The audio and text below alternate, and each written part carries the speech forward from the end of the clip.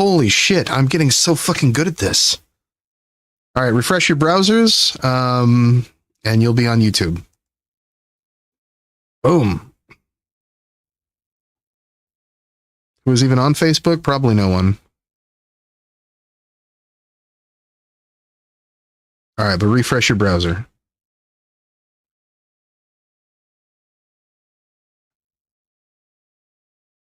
What's that fucking emote?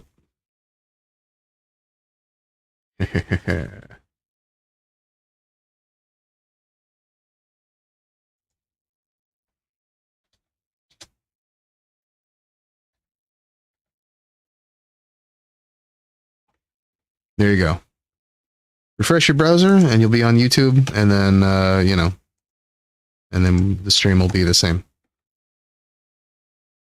Yeah, boy. I know, right? I mean, look at how seamless that was, though. I'm getting so good at this. So fucking good at this.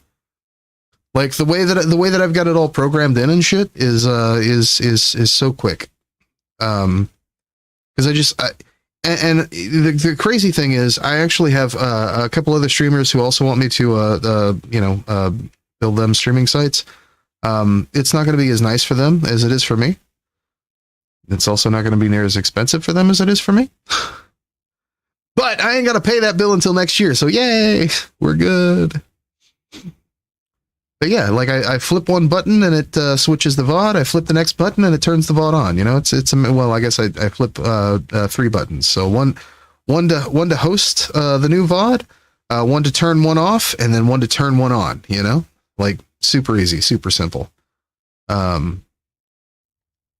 yeah, so we should be now. Let me check that, actually. We should be now streaming on Facebook. No, streaming on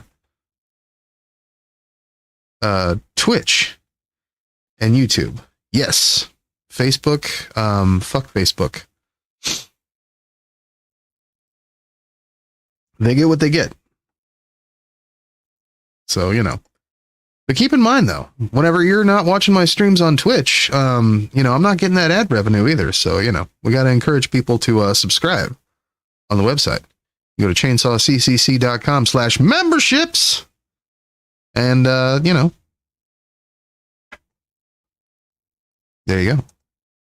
Now I can continue browsing for holiday-themed sex toys while watching Chainsaw. True. Very true. Stolas, if you haven't refreshed your browser, go ahead. And refresh your browser. Alec Gunter, if you're still in Twitch, you should be good. But all right. Get a sponsorship, loser. True. All of them. Everybody gets one. What up, Stolas? Hey, now you can like the YouTube VOD. Yeah, I'm getting so good at this. It's so crazy.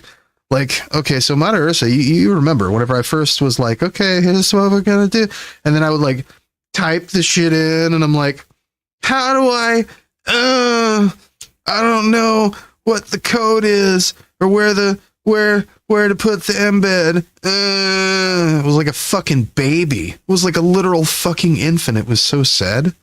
But now I'm just like, boom, boom, boom. All right, yeah. I need to make an ATG raid button though for raids, because I don't think that I have that channel set. But I have a lot of other really great channels set for raids. All the good ones. I don't have an Alec Gunter one either. I'm never on when he's on though. We got Radhom, we got Kevels, we got Riverboat Jack, we got Nerdidity, we got Greycraft, Epic Prawn, of course, Echoplex. I hosted Echoplex the other night. I didn't actually have an Echoplex button. Of course, I'm never. They always stream late too. Same thing. We got one for Vinny, Boy Meets Minnie, obviously, Beer Bash Johnson, Battery Required, which is another Facebook streamer, and then Ball Christopher.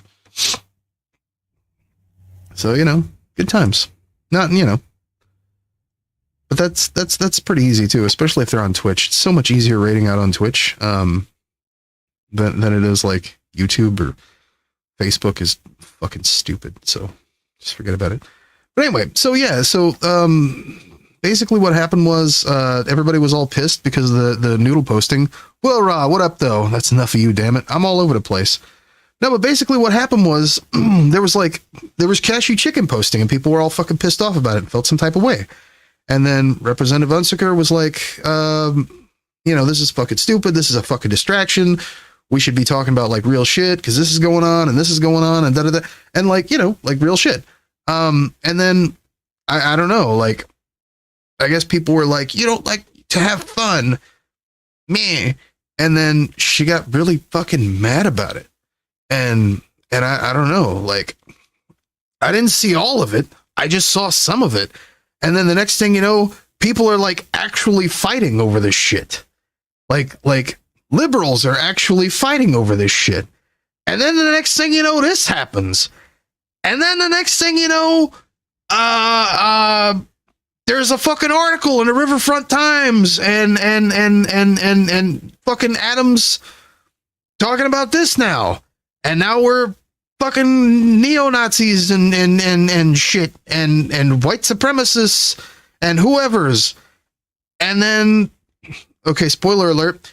And then Representative Unsecker is dropping out of the AG race. And then also demands that Elad do it too. And I'm like, holy fuck! All over cashew chicken? This is way more than just Oomphies fighting. Okay? Y'all need to chill the fuck out. And I wanted nothing to do with this. Like, I kept the article, I kept the podcast, I don't know where it was today, I had to look for it. But, like, I did keep that shit somewhere, and I was planning on, like, just reading it myself and being like, interesting. So waiting that history of the Japanese in Missouri. You know, it's funny, I was talking to my mom about that not too long ago. That's probably coming, actually, because I got some interesting stories about some folks, not a couple counties from me. So I was talking to some people at work today, normal, not internet poison weirdos about like shit like Noodlegate. And they're just like, what the fuck is wrong with those people? True. That's what I mean. That's what, and these are fucking, this is the head. Okay. So one of them is just a state representative. It was running for attorney general. The other one is also a representative running for attorney general. And then the other one is the fucking minority whip of the state house, right? She's running for governor. Holy shit! This is way more than just like Oomphies fighting Noodlegate shit. But really, that's all it started from. It's so wild. Everyone still on Twitter just needs to die. I'm on Twitter. Hang on. We're gonna get to that. That's coming. My God, you take the hit. When people hear about this shit and they don't get it. I mean, yeah, like these people are just freaking the fuck out over this stuff. And like most of them, it's funny because here's the thing though.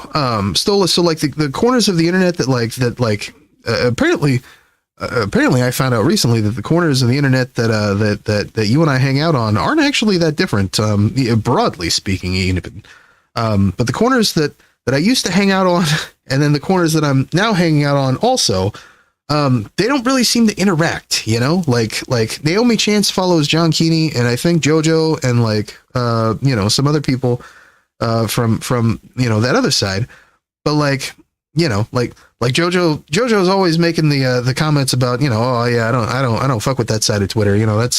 That's your shit, whatever, but like, it is interesting, the overlap that I've seen, and how Oomphies will be Oomphies with people from across the way that you wouldn't assume that would even know each other. And when it comes to politics, I mean, we're all connected anyway. I think it's just when people have certain experiences that they become accustomed to, or they notice patterns or whatever. But in this case, none of these people saw this coming, so they all just lost their fucking shit about it. It was so wild. Echoplex is dope though. You have to let me know if you like Echoplex. Oh yeah, no, Dave's fucking cool as shit. No, we're all big fans of Dave over here. Keep in mind, Mata Ursa came from Justin's community before coming over here, so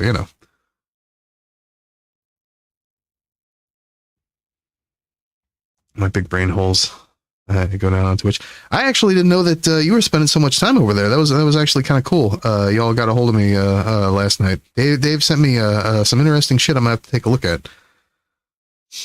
I've been tuning in to anyone Twitch lately. Sorry about all these annoying woke scoldy types. Being outed as terrible, abusive shits makes you think they're trying to deflect their own BS. Honestly, that's actually why, like yours and my new connection on the internet. I was actually thinking about that today. I'm like, it's funny because I used to hate that part of social media so fucking much because of the woke scoldy types. And then I fucking logged in earlier and a bunch of your oomfies were posting some based ass shit. And I'm just like, I even commented, I'm like, what have I stumbled upon here? Like, I had no idea people were normal on this website. Oh my God. And we ain't talking about Twitter, folks. But I was like, holy shit, there's like normal people here. This is fucking amazing. Like a whole gaggle of them. Like, Stolas, where the fuck you been? You've been hiding all the fucking normies, and by normies, I mean, base queer folks with brains that turn on. Cause all the normies that I used to associate with on that particular website are fucking batshit insane and literally the same, woke scoldy types we're referencing here. I came in Justin's community. We all come in Justin's community.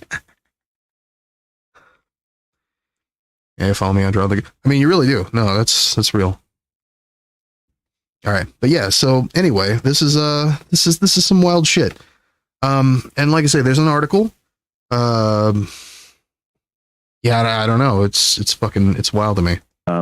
Conspiracy and just to sort of highlight how absurd these claims are. That is what they said. Alon and I have talked plenty of times. That's what they all said. Each other in person. We've talked on the pod before. We are. I have not spoken with Elad. That's probably why I've been calling him Elad this whole time. About setting up an interview, which was frankly kind of independent of the other thing. It was because he's running for attorney general. But I was actually going to reach out to Adam about this. But I don't know that Adam likes me so much. I'm gonna just put it out there. I don't know that Adam likes me so much. I don't know. Like I think maybe I rub him the wrong way. I don't mind him. He's had some bad takes in the past, but I don't mind him so much. I don't know. Like I don't think we're not. So like Heartland Pod follows me on Twitter, but like he doesn't. And like, yeah, I don't know. I think even Jess Piper follows me on Twitter. We're friends on Facebook. But Adam doesn't follow me. I don't know. When I reached out, I said, hey, is this still the right cell phone number? Right? Because if it's a vast conspiracy, you'd think that I would know for sure and would be in constant contact with somebody. I mean, more inclusive with the We've now been lumped in. I hear you. Pod has been lumped in by Eric Garland welcome. this morning. Welcome. Yeah, Great. he claimed that Sean Diller is one of our producers and who works in campaigns in Missouri, that he's part of the vast conspiracy as well, and that our pod is part of what. No, to be honest, Stolas, you're 100% on that. God, I still need to make the stream video. I was raised in a far-right Christian cult, and these people remind me so much of those religious extremist types. Just replace God with weird politics. Yeah, totally. Xena and Poppy actually made a whole fucking like series about this shit. And it very much it hit the nail on the head for me whenever they referenced that. That the way that woke scolds will go on a woke scoldy rampage is not unlike what you'll see out of religious zealots, evangelical, Pentecostal, Jimmy Swaggart dick writers, right? Except they're writing whatever dick it is that they're writing, some through whatever ideology it is. This is actually part of my, so the conversation I'm going to have with Alec Gunter, after a bit, my side of that is actually very much that, what he's seen, I think is, strikingly different. And which is why I wanted to have the conversation with him anyway, about this whole JoCat situation. Because what he saw and what I saw, I think are two completely different things. And it's interesting how these two sides, seem to be, working together just to be, as I guess as queerphobic as possible, as gay dude phobic as possible. Ultimately the goal. It's wild. But anyway, yeah, fucking totally though. Whatever messaging conspiracy is going on. So just to be clear, all of us are acting independently, and all of us are reacting and responding to what is being done. And as far as I know, there's been no other coordination than that at all. So, are you guys okay? I mean, right now you feel at least like you are safe at the moment, and feel like you're taking the proper steps and everything's headed the right direction. Yeah, I mean, I hope so. It's I think these people are cowards, and I'm not worried so much about them. What I am worried about is somebody who's deranged, who's activated by this, and then comes and looks up where I live and comes over. My wife is certainly a bit more concerned about security issues than me. Maybe I should be more, but I've dealt with a lot of folks who try to intimidate me in one way or another, and it's just unfortunate to see that coming now, because there are so many important issues to talk about. There's a lot of things that we should be focusing on for Missouri's future, but these they're just a bunch of punks, and they talk a lot. But it's upsetting, but I mean, it's not going to deter me from doing anything. So, well, let's talk about those important issues now, because I think we can sort of allow this to be what it is, and it'll continue to develop, I'm sure. And if folks need a summary, if you haven't been paying attention, you'd like to kind of get up to speed, Rachel Parker did a really nice summary. A certain section of fuckers trying to harass cool Korean artists called -8 off various platforms too. Small time wannabe Kiwi farms, it seems. So it's actually interesting, because a lot of I don't know how much you've been following the JoCat stuff, but a lot of that and I have a couple of updates I want to go over with also before we actually bring Alec on, because it's gotten fucking out of hand. TBH, we had like doomsday books in our church library. Jesus, you gotta figure out then you're gonna leave. Oh yeah, hey, I appreciate it. Feel free and share stuff though. Let them know. Over on the Heartland Collective that just came out about an hour before we started recording this. Theheartlandcollective.com. That's our broadcasts of the. You find all of our shows. It's coming. It's coming. Like that. That's the one. And that's also, the one. There was a solid piece put out by the Post-Dispatch today. That's exactly it. The Riverfront Times had some good reporting that had come out a couple of days ago. So I would suggest checking those out if you want to get the whole picture, and I would not suggest trying to piece it together on Twitter at the moment, because that's not good for anybody's mental health or your time at this point in time. Yeah. So, seconded. Yeah. So that's literally how I found out about this. Run before. This is not your first time in it. Shit! Learn from your first time. Slow on the draw. Hey, that was a dry one. We're good. You can kind of hopefully move into that campaign mode and pass all of this lessons that you can apply here moving forward. Yeah, no, I think so. And actually, one of the so the way we started this campaign, it is a solid song. Exploratory phase, which is a little. We're gonna listen to it. And I said, look, happy to go. I know my car is going to break down, and my knee ain't feeling too good this time around. I'm a little bit older, so if this is what we want to do, we've got to fundraise. We've got to hit these targets and get these volunteers signed up. And it has been an overwhelming response. To kind of give you a little bit of perspective, last time, I think it's really helpful because I'm starting with kind of a base from last time and organizing to this point. So at the end of the last election, we probably had close to 250 or so volunteers, which was a huge number. We had a lot of folks active all over the state, known for going everywhere. We've had over 500 folks signed up for the campaign right now, and we're not even in 20. Yes and no. Yeah, I'm super excited about it. And we've got actually. To make some announcements this week. I guess I'll do it with you all now. But we actually just hired up a bunch. Technically, the answer is yes. Coordinators. Yes, it does go beyond that. And that way, we're trying to interface as much as possible with state representative candidates, state Senate candidates, the local county organizations, community service organizations, so that we can be of service to Missouri while we're doing this. And I think we really have to build community together. And I think that's probably the biggest thing I learned from last time is that we relied a lot on local Democratic organizations to get the word out for us. Because it is fucking dumb. It's so fucking dumb. You're gonna love it. And it's so bad. Losing in some of those areas. So, but also, yeah, it's your boy Chainsaw was in it. Building all of this infrastructure together, trying to that's fun. Stronger, and you're gonna love that part. Relying on folks in Missouri to guide where our campaign goes, and it's been very exciting to do it that way. Yeah, I think that's probably something maybe folks don't understand about campaigning, especially a statewide campaign, is that while there can be some party resources, for the most part, especially in a primary, it's you and it's the people that you work with, and you kind of have to build your own, almost your own party, so to speak, your own kind of infrastructure and your own group, and you have to do it across a pretty good sized state with a lot of geography to cover.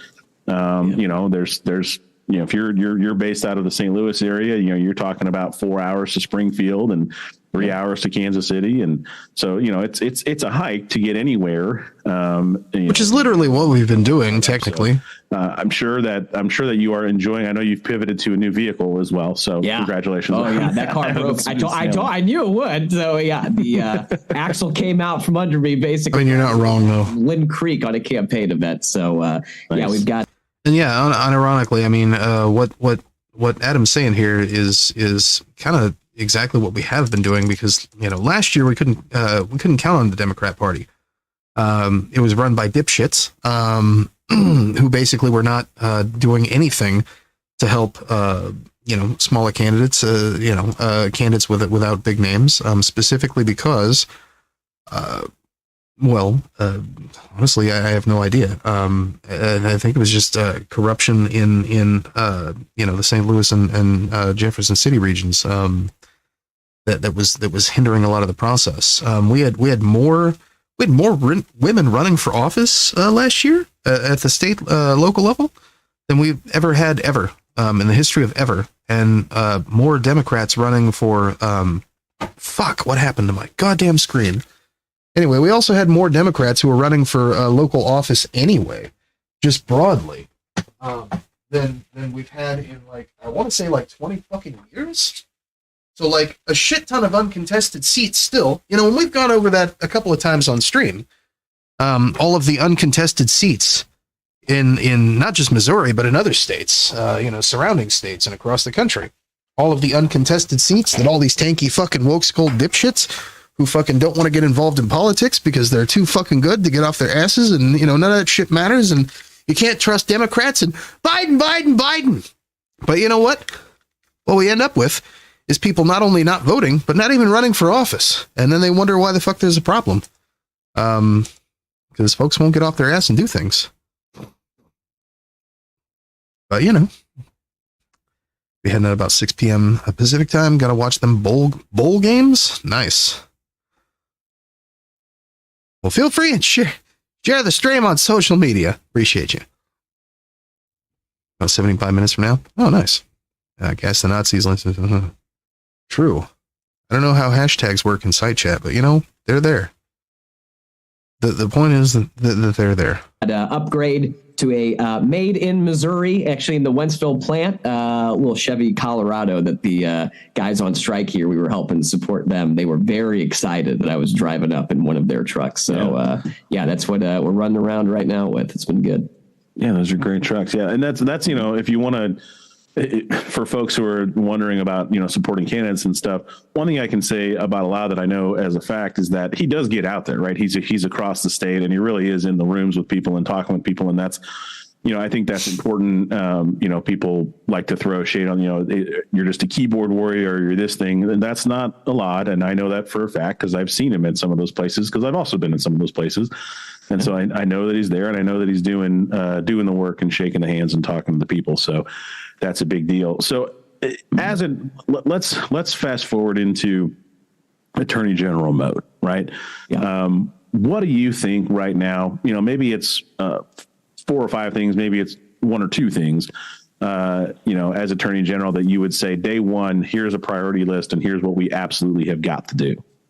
Yeah. Oh no, that's great. So I've got like, I think it's 15 different pretty detailed plans on the website right now. So if you go to lodgross.org/solutions, you'll see a lot of those up there. A lot of them made with Missourians input too. But what's nice in Missouri is that you actually get a pre-day one. I'll add it to the list. True. Talk about that so much. Right. You have I like to be inclusive that you can put into place. So when you do that, and include have advice. You're actually working with the current attorney general's staff.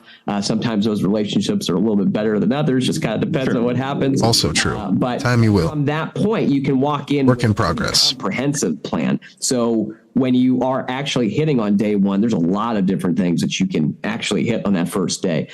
Keep in mind, Will, I used to be a sock dem, social democrat, David Pakman type. You know what I mean? What really brought me out was, firstly, I mentioned this. I mentioned this on Justin's stream. I mentioned this, I think, last time I streamed. What brought me out, of course, was Robin Hood Gate, right? That I mentioned it whenever I had the conversation with Darth Tyrannosaur. I guess that was the last stream that I did, right? What brought me out was the Robin Hood Gate thing. I saw that there were issues with the way that capitalism works, and that even if you follow the rules and do all the things, the game ultimately is rigged, not in your favor. And there's nothing you can do about that. Like sometimes you can work yourself to the grave, even when you're, doing Donald Trump shit. That's just kind of how it goes, It's wild. But then also, being a part of other, left-leaning liberal communities, it's how I got out of the woke school shit also. Was seeing the problems and the issues there, and, being excommunicated definitely opened my eyes to some things, you know what I mean?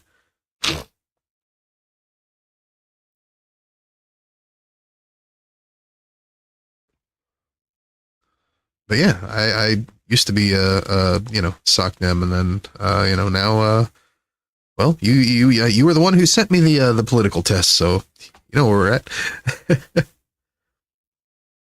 We want we have with higher priority to each, but we have a higher priority to each other. It's not perfect or something. I mean. And that's the thing, though. I will also espouse the idea that that more libertarian socialists or anarchic leaning lefties should be allying more with sock dems and liberals broadly to see any sort of a change. That's really the only way to even be able to push the needle. The ratchet effect, that shit's garbage. That shit's it's fake. It's made up. It's a pipe dream. It's gaslighting. It's something that tankies make up to feel good about themselves for sitting on their fat asses and doing fucking nothing but playing with their fucking keyboards all day. A social sexual anarchist? True. We do live in sexual anarchy. I'm more of a social sexual anarcho-communist, idealistically. That's fair. Pragmatically, I'm more of a democratic socialist. Yeah. No, I can see that. Same, to be honest. Even then, I'm not sure that's accurate. I mean, don't get me wrong. I understand the necessity for state institution to a point, but that's also only to the point to alleviate issues that otherwise would need to be, say held accountable by a higher force, right? You can't ask God to fix the thing. And sometimes, even in a market socialist society, you do have to have some sort of a control mechanism in place for certain issues that may arise. And that's fine. That's sort of broadly what allows for a greater democracy to allow for egalitarianism. The problem is in a centralized socialist society, you have too much control in the hands of the state. You end up with, the vanguard type situation. Whereas in total anarchism, you ultimately will end up with capitalism with gangs. So that wouldn't work either. I mean, you do have to have some sort of a breadth there between the two in order to continue building onto socialism, and onto a more egalitarian leftist, blah blah. You know what I'm saying, right? Like I said, the pipe dream humanity is too weak to and uninvolved for such a wonderful thing to. I mean, right now, yeah. I mean, but we also don't live in envy land. You know what I mean? People still unironically say words like male and female. I mean, you think motherfuckers are ready for co-ops? Goddamn, no way, impossible. I mean, just a lot of this drama that we're discussing is proof that we're nowhere near socially ready for any sort of egalitarianism. The discussions are still in infancy, and there's literal infants running around also espousing dog shit opinions about things. It'd be my male. God, I fucking hate it. I fucking hate that so much. I'm not even gonna lie to you. When people unironically say male and female, it makes me fucking. Oh my god. Ah. We're going to get to that. I swear to God. It's actually a major part of what we're going into. Look, you guys have heard me talk about, well, maybe you haven't, because all you fucking people leave every time I talk about feminism. But for the ones, who stick around, or maybe a little bit that you've heard before you go, y'all have heard me talk about, my opinions on feminism, intersectionality, liberal feminism with some extra super base steps, versus radical feminism, which is just fucked. A lot of to answer your question without spoilers, Mata Ursa, a lot of what we're going to look at later, at least from my perspective, I don't know about Alec Gunther's, but from my perspective, actually has a lot to do with that, specifically. So that's fun. So let's get through this shit. We're like halfway. One of the big things I want to do at the office, so for folks who don't know, I served as an assistant attorney general in Missouri under Chris Koster when he was attorney general. I worked in a couple of different divisions over there. Did a lot of work that's still hanging around with some office efficiency. Fix all your red wagons. All that too. But yeah, I think there's a division that's really missing from the attorney general's office right now, and that's a civil rights division. A lot of other states have one. We do not have one in Missouri. I guess they'd have to sue themselves. I mean, keep in mind though, I'm also an elder millennial. This gray hair isn't dye. You know what I mean? I'm just really cool. I don't actually know what my problem is. To be honest, but I dig the aesthetic of like, it's actually interesting because I can make jokes that 20-year-olds will get, but I can also make jokes that 70-year-olds will get, right? And I think that kind of combining that boomer and zoomer aesthetic in such a way is really the boomer wisdom, but also with the zoomer aesthetic of being open-minded and being, I guess, more able to take on. Yeah, you know what I'm fucking saying, right? But just the convergence of the two, I think, is not only super healthy, but also super helpful to kind of navigating this weird social dynamic that we have right now. And I say weird because it's something that most people in my age bracket or older than me have never experienced before. A lot of the politics, a lot of the social dynamics, and honestly, a lot of the 20-year-olds haven't either. They're just literally lying on Twitter. But they're also capable and able because a good section of their life has been involved with seeing these changes happen in real time and being able to adapt and being able to catch up with that and find out more lore and acquisition themselves to the changes in society, and even in politics, really. Like I say, I was a sock dem for literally my entire adult life until recently, and I look back and I'm like, cringe. But what can you do? It is what it is. Don't let me in with the rest of you. That's fair. an old ass millennial. I'm way more base than any of you. I mean, that may be so. We have different words for what they are now. I think some of it is just English. We always have outliers on both extremes. Will depend on what you encounter in life. I mean, yeah. And I don't know when it comes to extremes. If we're talking politics here, I think that a lot of it isn't as extreme as it seems.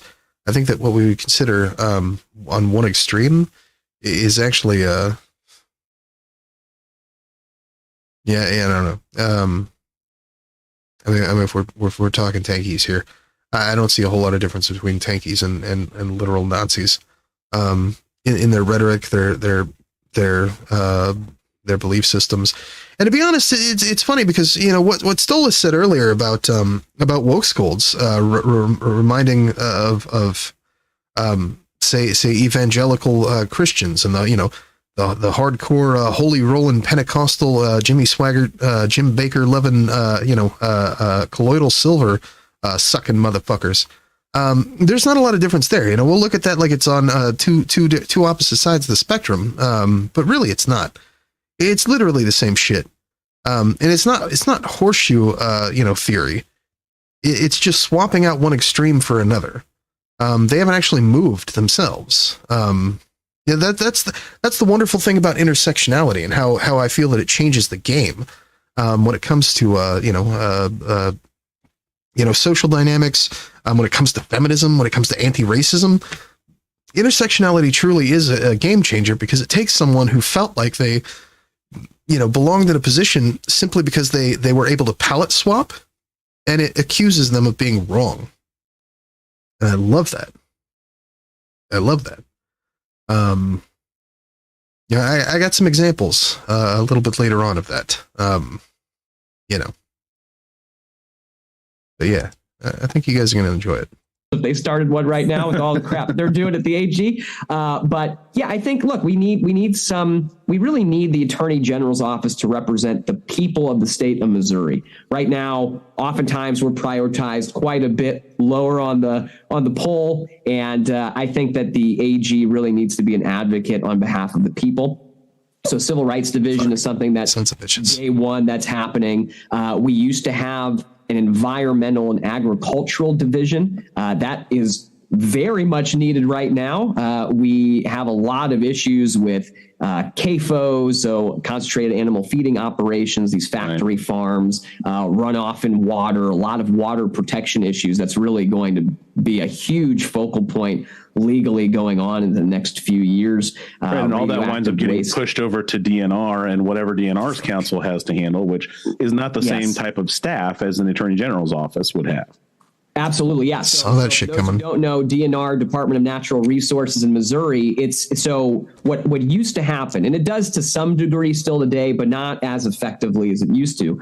What happens is, natural resources can make an enforcement, essentially a complaint, like, hey, something has to happen with this enforcement. Right. I mean, honestly, I've never been a big fan of the whole founding fathers concept. Anyway, it seems really rather cultish and shit. But that's another story.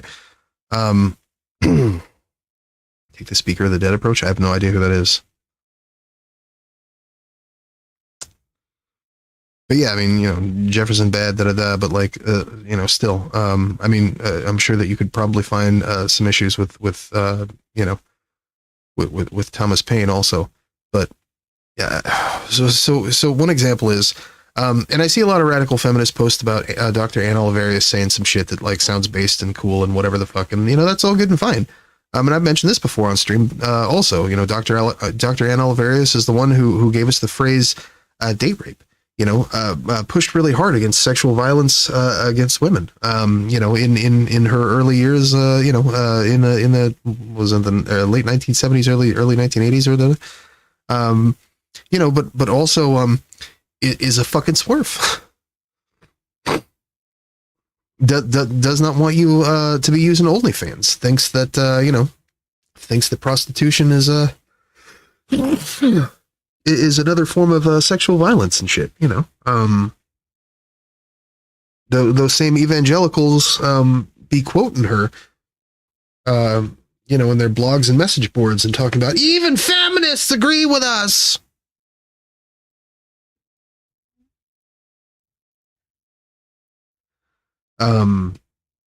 Andrea Dworkin, you know, also pioneered, a feminist champion against sexual violence against women.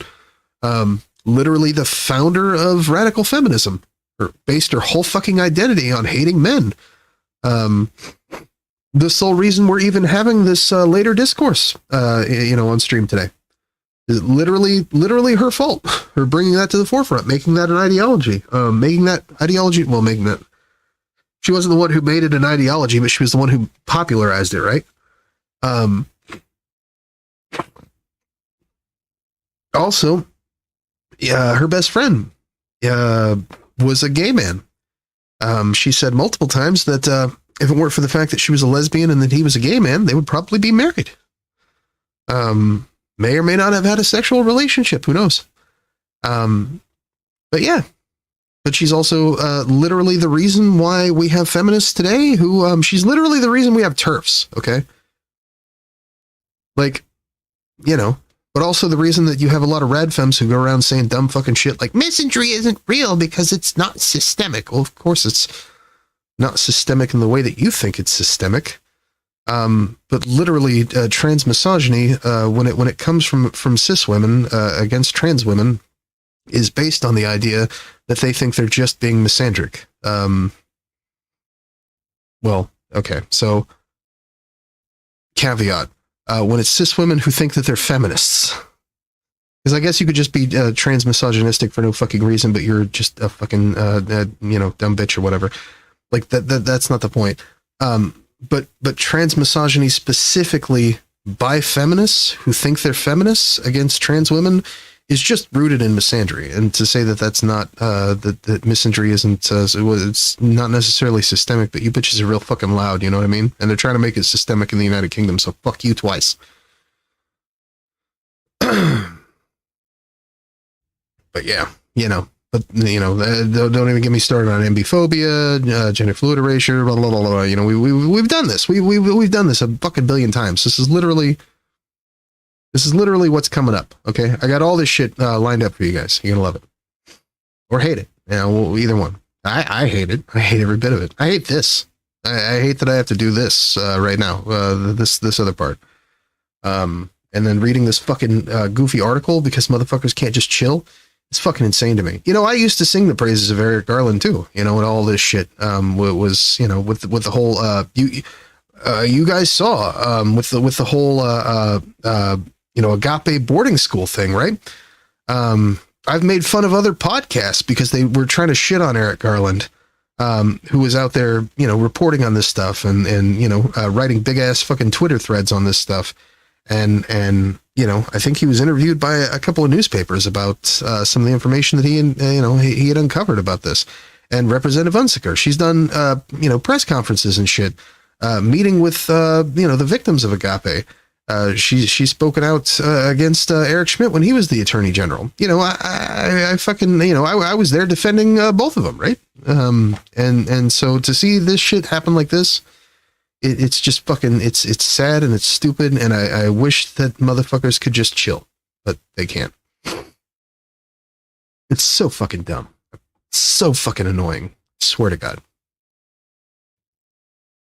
Read Ender's Game and then Speaker of the Dead and the rest of Ender's Games. I don't fucking read.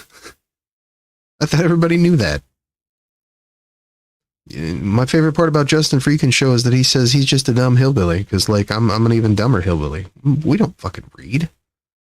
Orson Scott Card is a huge piece of shit, but man, he writes some good ass sci-fi. Nice. So there's the Matrix. Yeah, Speaker of the Dead is the concept that any given person's eulogy shouldn't be full of little white lies meant to make people feel good about them after they die. It should be real. I don't hate that. Comprehensive look at their whole life, the good, the bad, a celebration. I mean, that's just good record keeping, it sounds like, right? I simply don't understand ambi, but I try to use the pronouns. Okay, so I'm gonna pee, and I'm gonna explain you fuckers are gonna listen to this. You're gonna love it. I'm gonna go pee, and then I'm gonna explain the gender spectrum for babies. I actually did this before, so I'm totally prepared to make it good. This is gonna be a good one. It's not a bad one. You're gonna love it.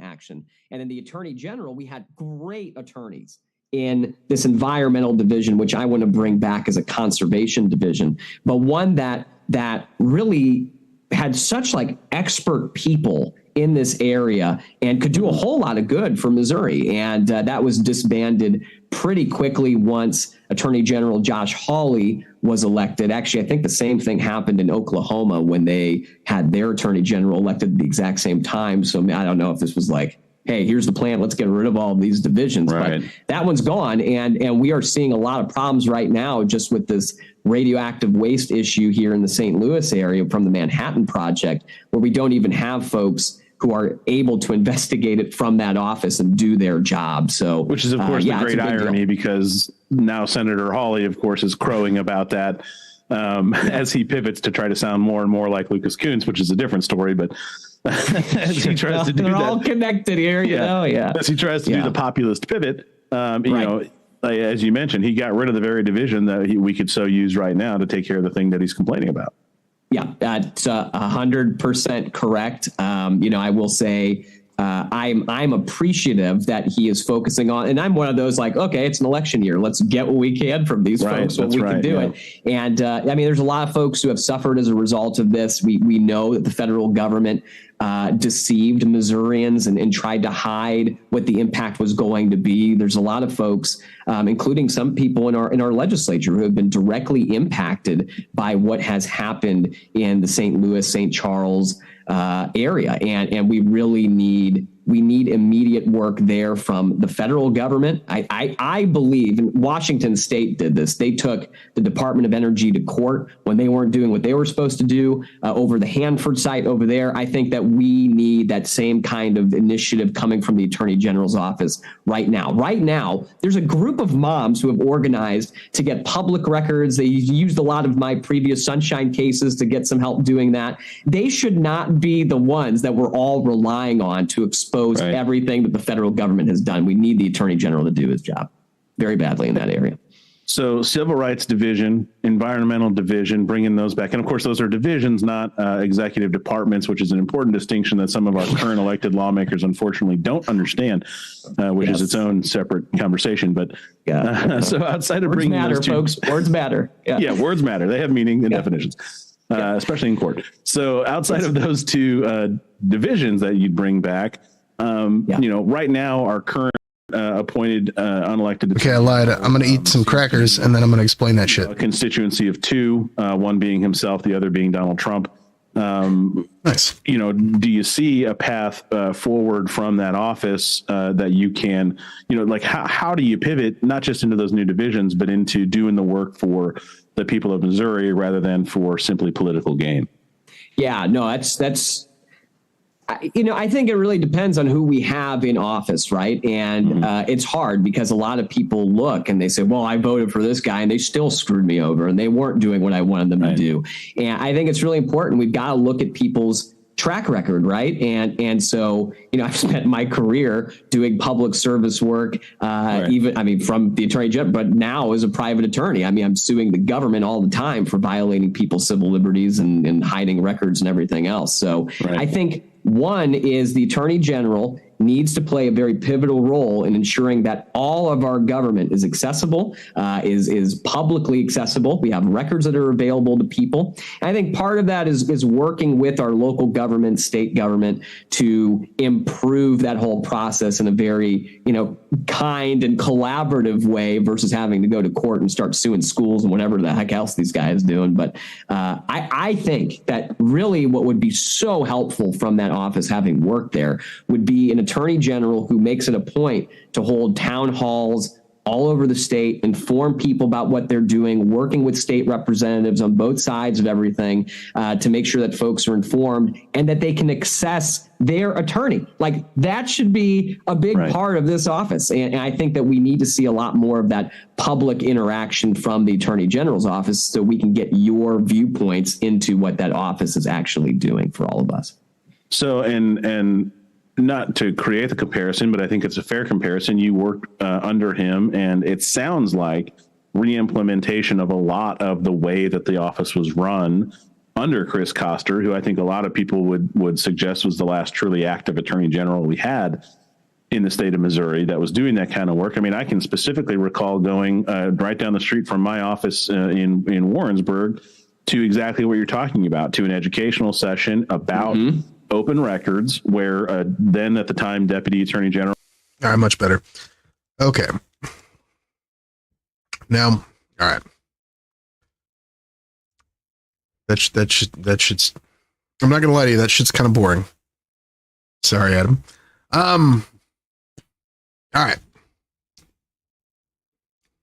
I'm gonna read the article here in a minute, and then we're moving the fuck on. Because I'm not gonna lie, that shit's kind of boring. It just is, you know. If you love it, that's cool. I know everyone, you know, who showed up for the drama loves, you know, yeah, I don't know, whatever.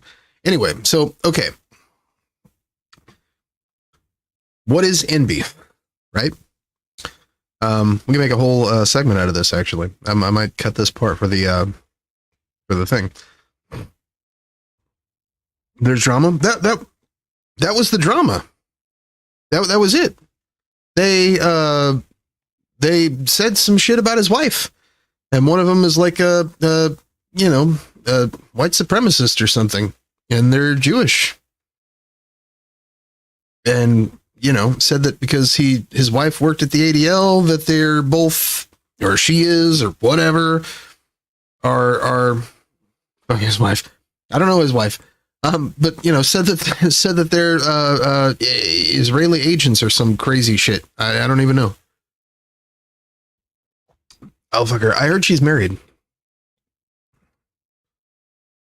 No, I like Elad. You know, he's a pretty cool guy. You know, we've never actually talked. I don't think we've texted a little bit. A few years back. I don't. You know, he might not remember, but it was literally like, I think 2021 or some shit. There was some shit going down that he was working on. He was I think it was the unemployment thing. Maybe it was the PPP thing. And I had some questions about it. Maybe it was the rental thing. I think it was the rental thing. Because you had a lot of folks who were losing their shit about, well, if tenants can't pay rent, how are landlords supposed to pay for their mortgages? And then that was already taken care of. Also, they actually had assistance for landlords, like literally a year before they had any sort of rental assistance. At least here in Missouri. Everywhere else got it. But our governor sat on his fucking ass for like a year and a half, I think, before any of the rental assistance stuff actually went through. It was pretty fucked. But yeah, from literally day one, the rental assistance stuff for landlords was already taken care of because it was handled by Fannie Mae and Freddie Mac. So unless you got your mortgage taken care of through a what is it? What's the word? Help me out here. Unless your mortgage was handled through a non-Fannie or Freddie, so like a hard money. If you got a hard money loan and that was what you used for your mortgage or whatever, you know, on like a rental property, because you wouldn't use hard money on a fucking house you lived in, right? But like if you finance your rentals through hard money, yeah, whatever, you know, fuck you. But literally any other financial institution, which is all of them, okay, because I heard that too from landlords who were like, well, that's not everybody. That's only certain ones that are run through Fannie Mae and Freddie Mac loans. I'm like, that's every fucking bank in the goddamn country. Fuck you. Okay? You know. So you got on YouTube and you fucking followed, you know, Meet Kevin's advice or some shit. I don't know. Or one of these other fucking goofballs. and got a hard money loan. Well, fuck you anyway, right? You're not entitled to a return on your investment. Take some risk, bitch. I don't know. You know, I was trading stocks back then. I had zero sympathy for anyone. Fuck them. Even less sympathy now. Because I was winning like the fuck in the stock market, and I still got fucking screwed over, which is why I'm no longer a capitalist. Which is why I'm also no longer a sock dem. Because fuck those motherfuckers. What the fuck you gonna do that? You know what I mean?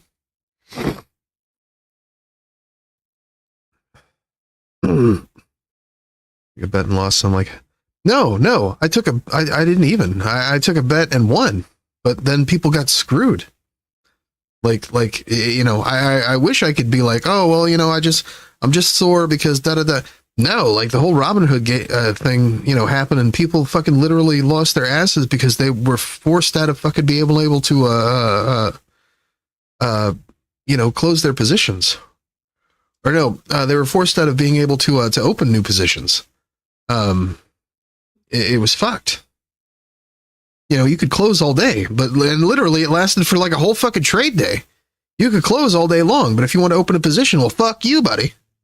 You can't make money in the stock market today. You know, they were literally just raking people over to coals. I mean, you know, it'll happen. It's all good.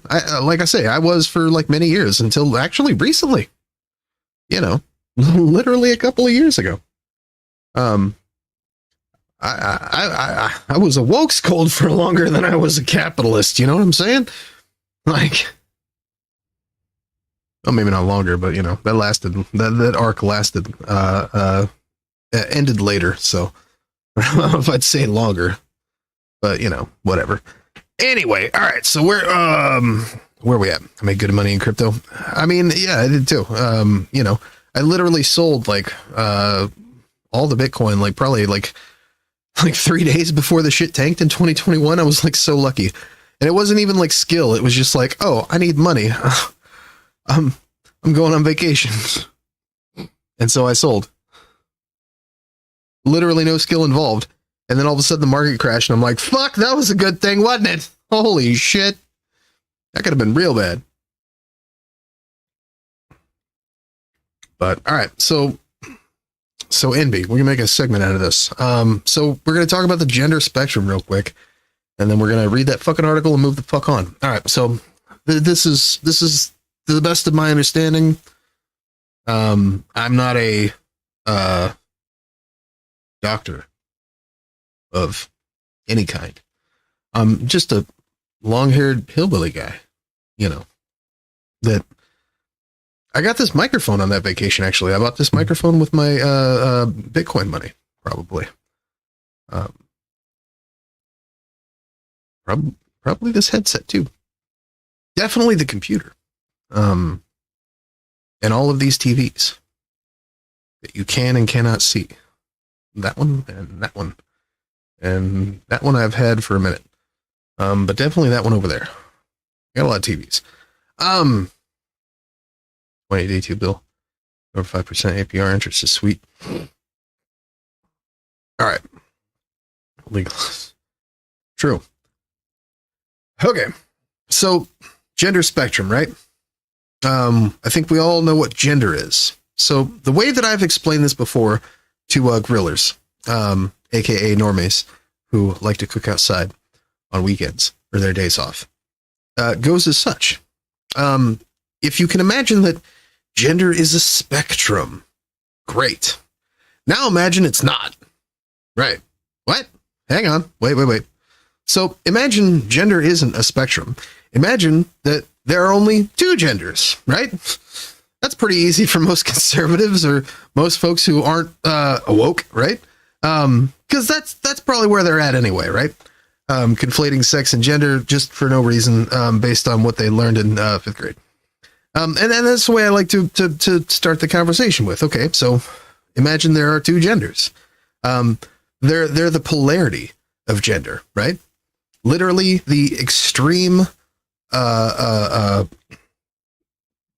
position of gender, as far apart away from each other as possible. Dynamically, directionally dynamic, right? So you have, let's say masculine, right? And then feminine. I'll do it like that. So I'm looking at the camera. So you have masculine on this side, feminine on this side. Now, those are some genders right there, right?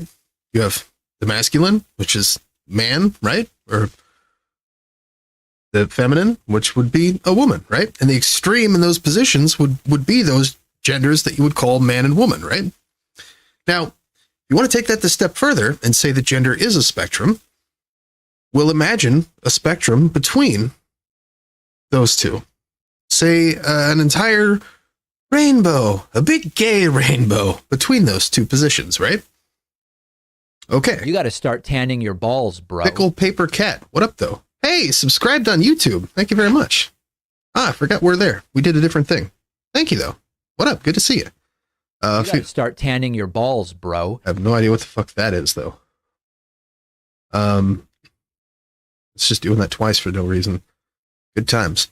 Feel free and join us in site chat. Should be a link somewhere, maybe down below. So we've got those two positions, right? Masculine on this side, feminine on this side. So men, women, range, right? So non-binary is going to be its own like spectrum of whatever. But fuck all that for now. Let's just imagine that non-binary is a third gender. It's not, but let's just imagine that it is, right? So if non-binary in this case is a third gender, which it's not, it would be somewhere within that spectrum, within that range between masculine and feminine, right? A person might just say, I'm non-binary, and it might mean something completely different that we're going to go into in a minute. Or they might just mean that they're in a fixed position somewhere within that range. And that's perfectly cool too, right? So that's one way of being non-binary, is just being a third gender or whatever, somewhere within that range of those two genders that you're very well aware of, right? It would be the mean of that range.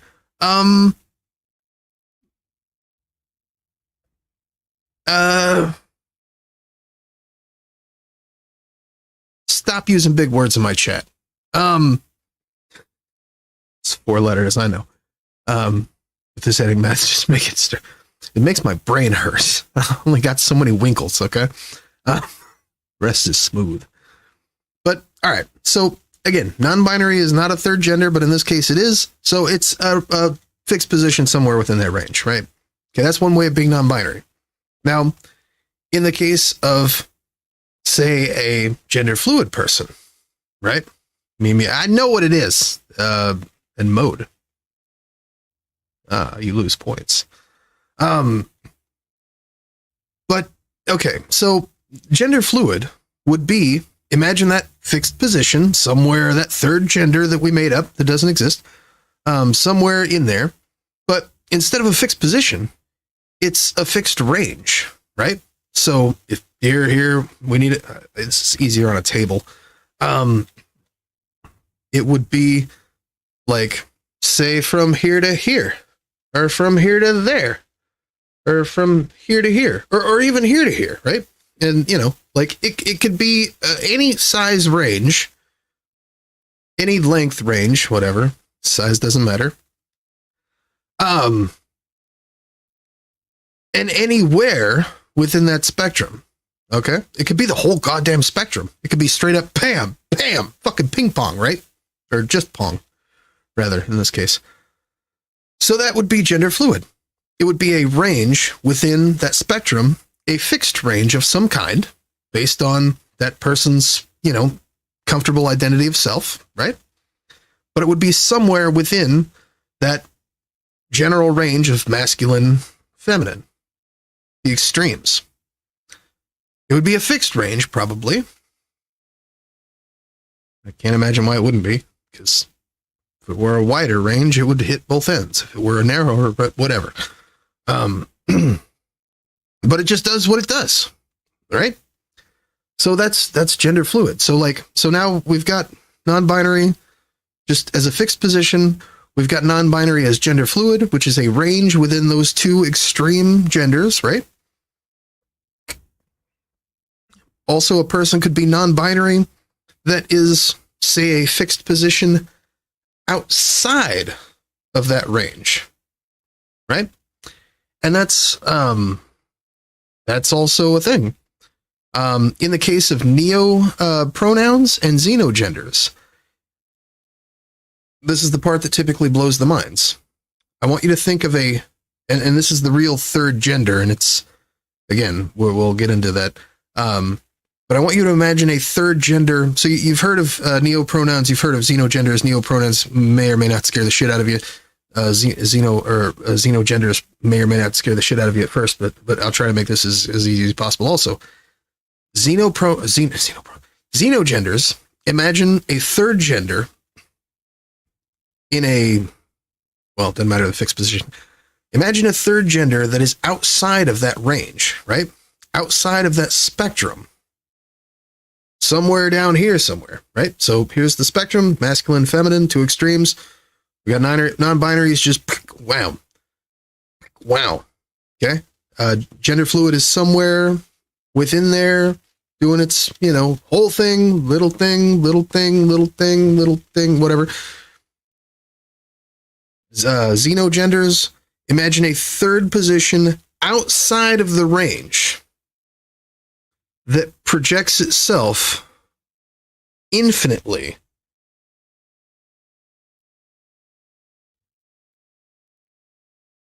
That's it.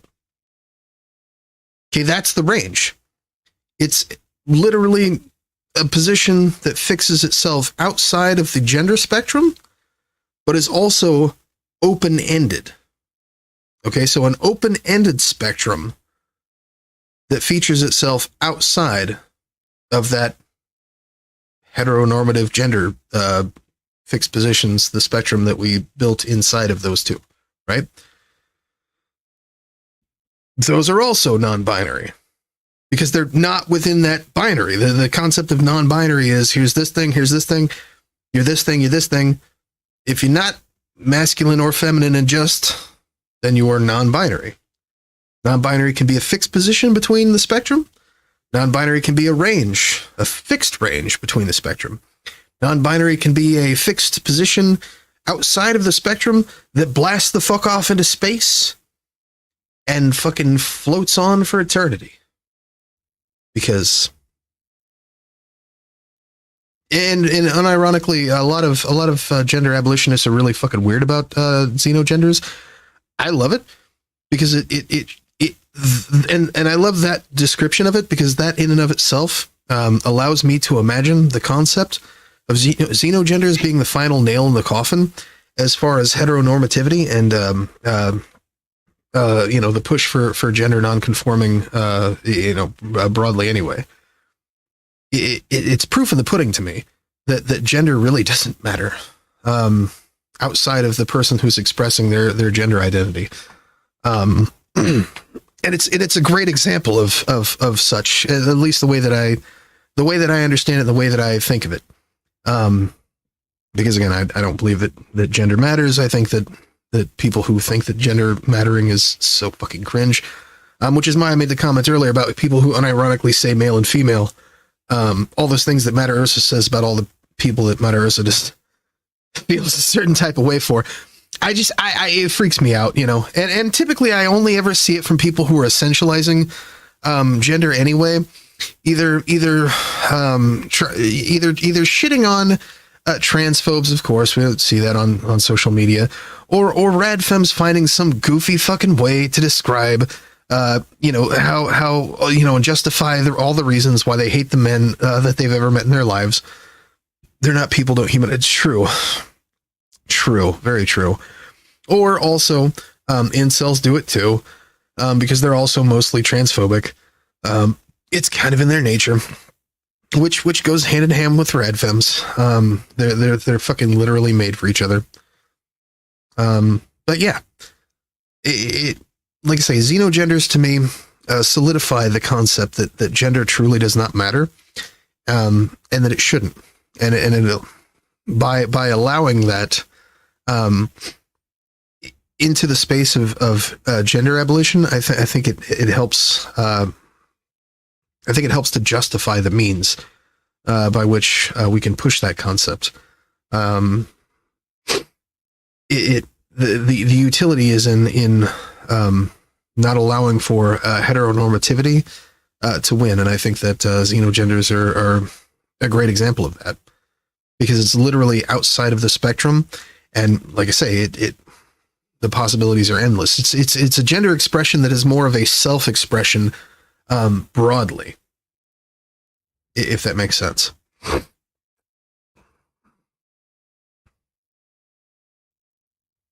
Yeah, no, I mean, I get that, and that's that. Honestly, I may have went a little bit fast on that, but I've also done this about 1,000 times with people IRL who are like, "Hey, wait a minute, what do you do?" And then I mention it, and they start with the questions. I still like getting yelled at when yeah, fuck those people though. Real quick answer on that. I don't like getting yelled at when I don't know and fuck up. Fuck those people.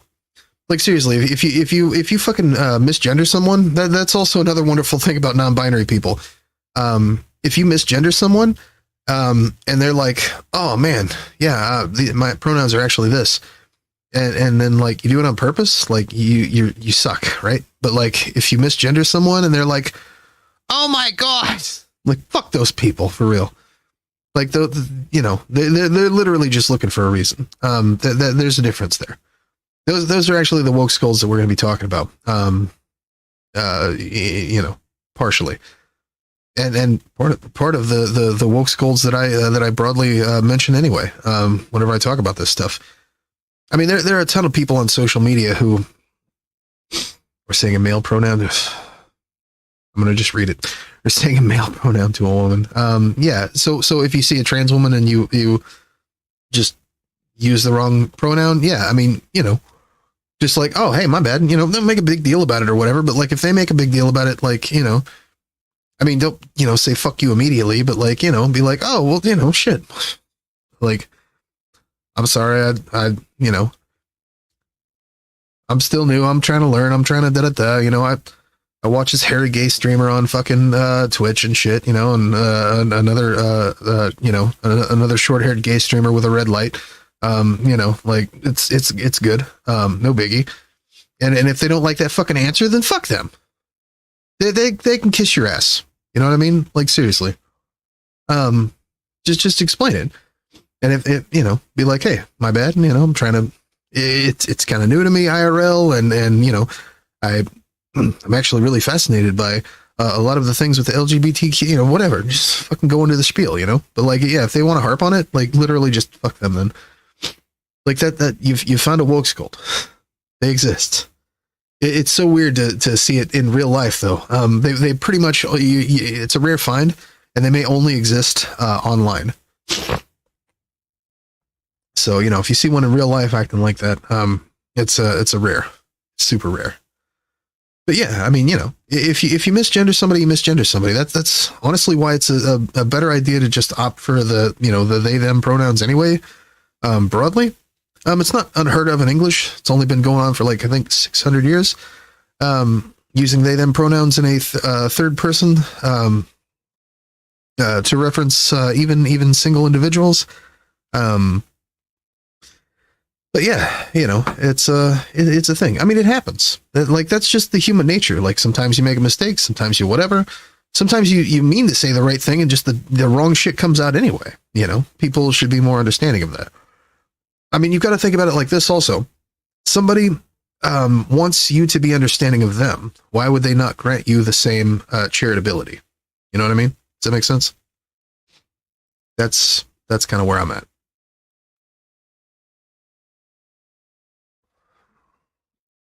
If you're doing it to be an asshole, obviously, well, which I don't think you are, but I'm just saying, like, people who do that, because they do.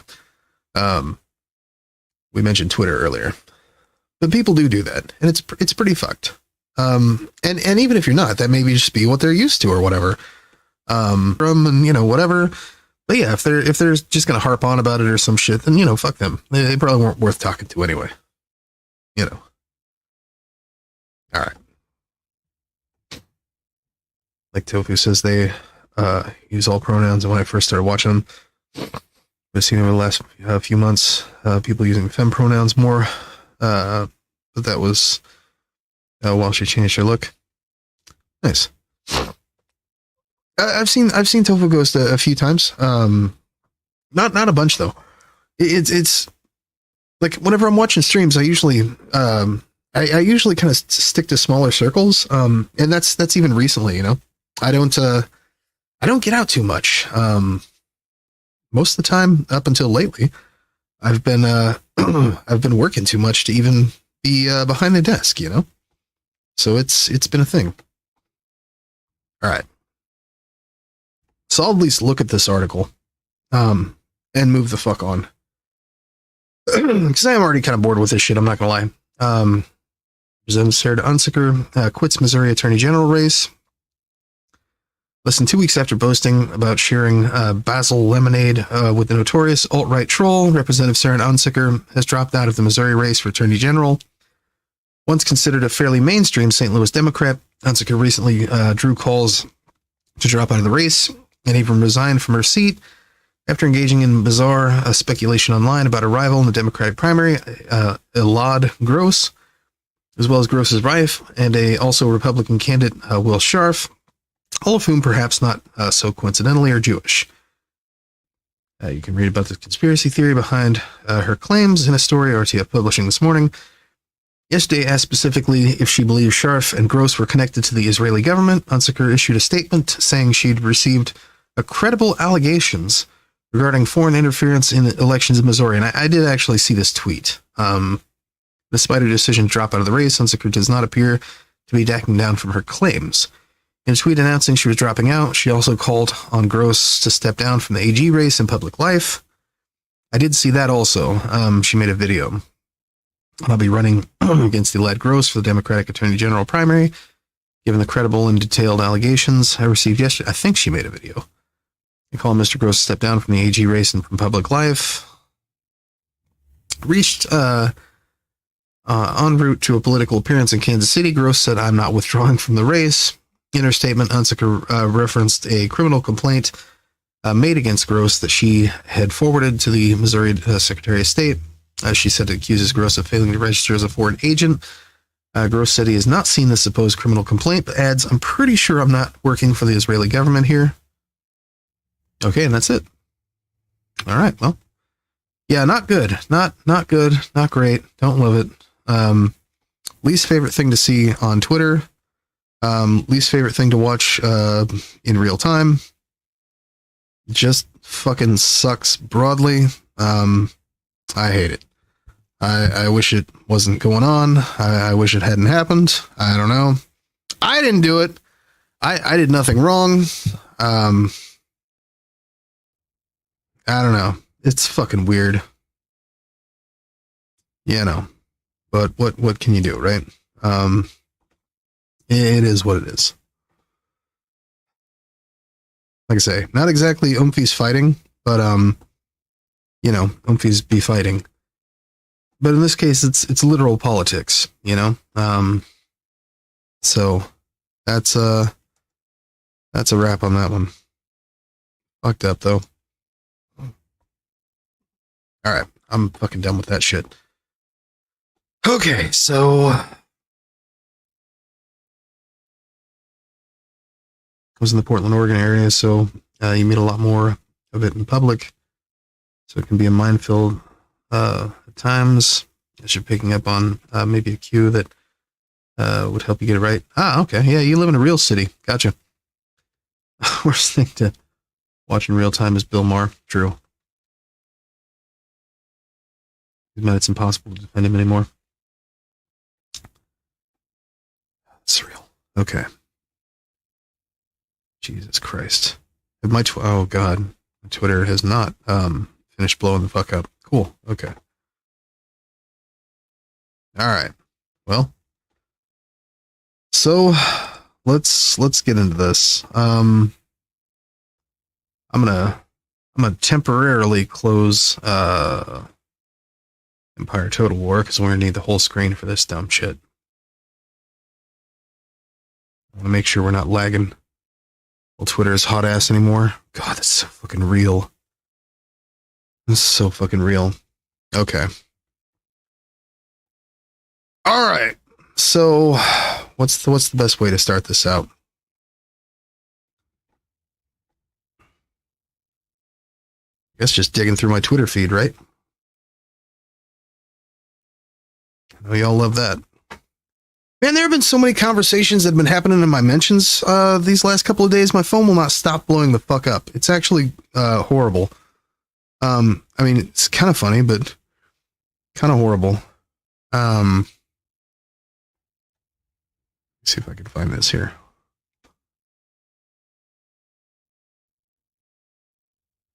I guess it all started with the video.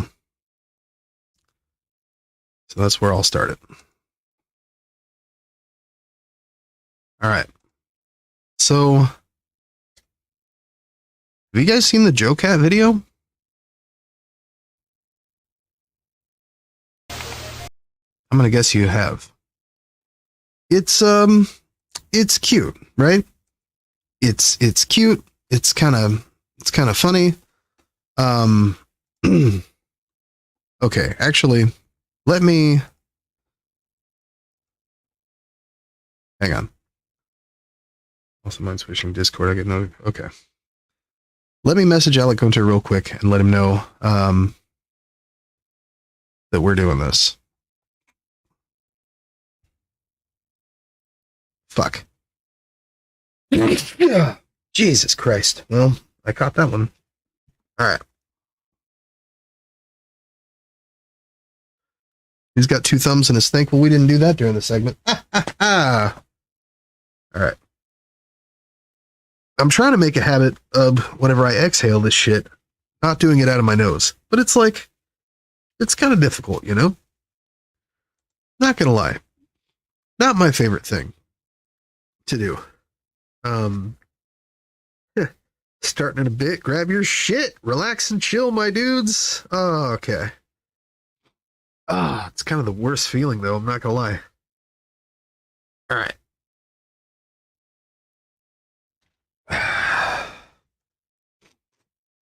Let me message Alec Gunter real quick and let him know that we're gonna do this. And then we'll do this.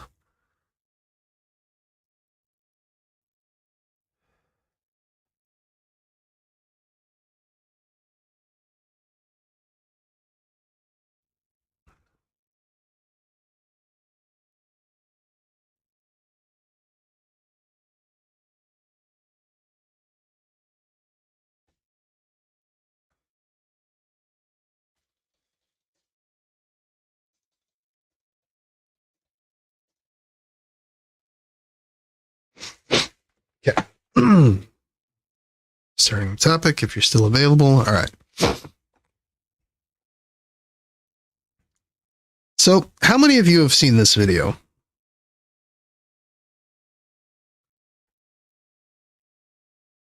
Ignore the titling there.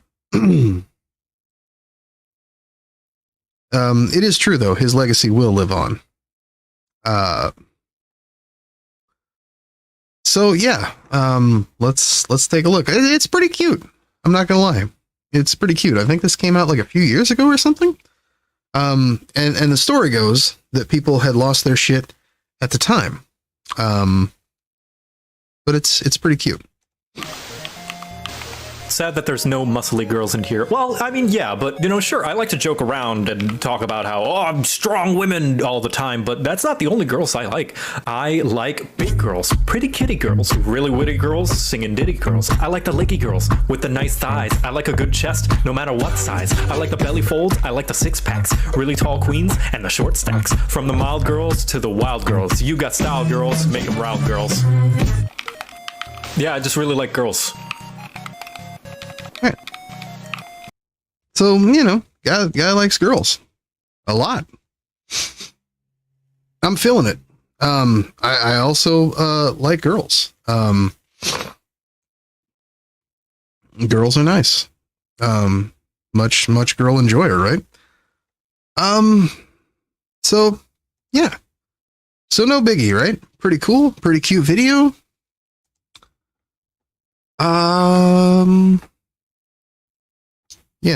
but I guess not all was well with this video. Some people didn't like it. Some people felt I guess that it was misogynistic in some sort of way, that it was demeaning to women, that it in some way was harmful to women. Let's see.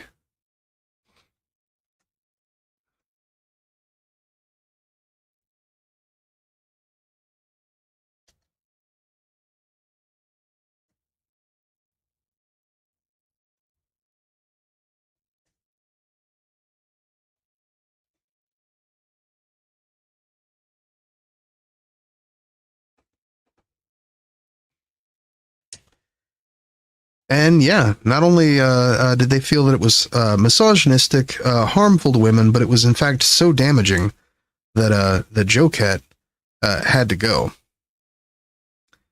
Now, I didn't see everything that had happened at the start of this, but what I did see was from the tweets of, or rather from the mentions in Velvet's tweets. I guess Velvet had tweeted out that JoCat was rolling. Let me see if I can find it.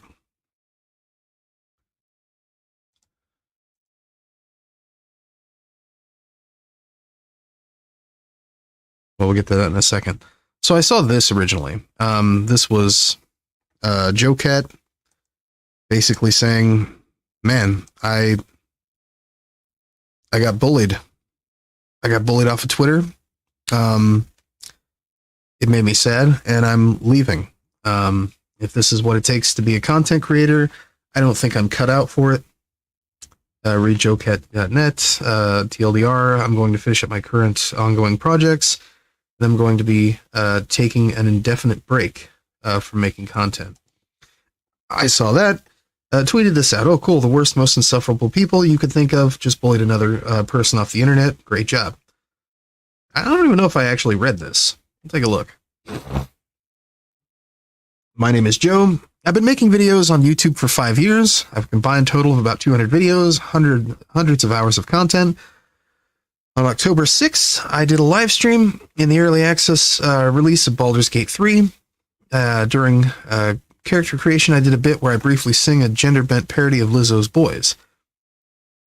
It seemed to go over well with my audience and all of my friends. I typically do these kind of bits for my live streams sometimes. I was partly inspired by the source of where I first heard Lizzo's song, Hakeem Animation's video, running the idea by my friends, who all were very encouraging and supportive of me. I decided it could be a fun project to animate the brief stream moment for my YouTube audience who may miss or not be interested in my live streams. And so on April 2nd, the following year, I finished and uploaded my I Like Girls video, and it got universally positive response from my audience, my peers, and my partner. About a year later, it seemed to have reached outside its target audience, and ever since then, I've seen and received many assumptions about my character, my history, my beliefs, my relationships, and all those of my partner, as well as threats of violence to me, as well as my family, doxing attempts, and mocking from even people I look up to and respect, all from a single 30-second video out of 200 other ones.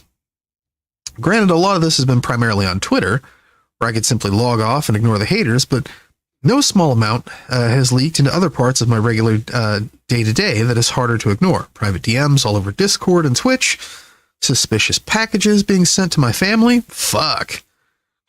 But I've always kept quiet, and because speaking out publicly, defending myself, any reaction to it would just encourage more and be presented as my own fault as well. But if that's the trade-off, to do something like share the things I make that I'm proud of on the internet, seeing as I'm writing this is probably an indicator that I'm just not cut out for it. And the best thing for everyone would be to stop and pursue something else. Despite being very grateful for what this has done for me and my family, I'm simply not strong enough to keep doing this if it means having to just accept this kind of an amount of distress. Perhaps that makes me weak, but I've rarely ever really thought otherwise. I never meant to make anyone upset. I only ever just wanted to make things I was passionate about for fun. I never intended for this video to be to really be all that much deeper than just a thing I wanted to do on a whim because I thought it could be fun. I never planned to have YouTube be my job, but people happen to like what I made, so I thought it could be a good idea to make more of it and use it to pursue projects I've always wanted to make, as well as be the change in the YouTube I wanted to see. I was inspired by the channels I watched growing up, the wonderful friends that encouraged and inspired me to be who I am and make what I want. I still want to make things, but perhaps I should just keep them to myself for the time being. For anyone that cares, I'll still be continuing Heart of Elinthi and the Joe Mega charity. But once those are finished, I'll be taking an indefinite break from posting anything online. It's a decision I've considered ever since the first hate wave from about a year ago or so, but wanted to sit on it and see if the feeling would persist. I know now this is the best choice for me. If you took the time to read all this, thank you. I'm sorry for causing so much trouble. Thank you for watching my videos, JoCat. Why does everyone have to be dicks? I mean, true. Holy fuck, dude. I didn't even read this. Like, so basically what happened was, people picked on this motherfucker so hard, they literally bullied him off the internet. That's insane shit. I didn't see all of it, but I did pull. Okay, so okay, oh cool. The worst, most insufferable people you could think of just bullied another person off the internet. Great job. And I saw some of these. From my perspective, this is what I saw, and we'll get more into that. Bro makes a video about strong women and body positivity, a step too far for terminally online radical feminists, femcells, and incels. Because this has been going on for like 2 weeks. And the first people I saw who were fucking picking on this guy were like incels, doing like, oh, he's liking women and this guy's gay, he's so gay. How do you like women? Hey, thanks for stopping by, Will Raw. How do you like women and like that and being so gay about it? This bro's so gay. Literally, that was the first stuff that I had seen coming from anyone about it. You know, and I mean, and just as an example, you know, Star Panda tweeted out, you know, what the fuck did you guys do? Daho, you're just retard incels and red fem cells pretending to be lefties orchestrated this because they don't understand the basic concept of to be cringe is to be free. The internet is a very cool and normal place. True. Naomi Chance, rather than try to make people learn not to harass online figures, what we need to do is a very vocal pushback against it. The people who instigate harassment campaigns aren't going to learn, and they feel vindicated in doing them. We need to combat that as much as possible.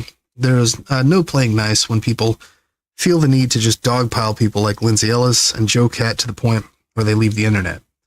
What we have to do is be very, very vocal in our pushback, let people know that this type of shit doesn't fly. And I guess this is the person, Logan got this. I guess this is the person who had, and this is what they're saying anyway, this is the person who had actually made the start of the drama, all this over one video, not even two. I guess you can dish it out, but you can't take it. Whoever Claire Penis is, the name's ringing a bell, but not really. I guess they decided that they couldn't take the heat either. Can somebody give me some background on this? Guy made a gender flip parody Lizzo, so instead of a woman talking about all, okay. But I guess that's the person who started the drama initially. Yeah, then I posted the video. Sage jumped in on this. Literally, his only crime was making a cute video about liking girls that was body positive, not objectifying. Puritans, rad femmes, conservatives are the worst people. Fuckers are determined to whittle the internet down to only having the worst people on it. True. Okay, that's another one that's getting interesting. Okay, so then this is where this is where that gets interesting. So what happened was I had actually seen seen the replies in Velvet's mentions. And so, I tweeted those out because I'm like, fuck, these people are fucking annoying. This reminds me of the worst fucking, most ridiculous fucking, rad femmes and femcells I've seen online over the last few years, right? Basically since Gamergate. Here's one it was somebody asked what's wrong with the video, and this person said objectification of women, because apparently the video that we just watched is not only misogyny but objectifies women. Like I said, all Twitter users. True.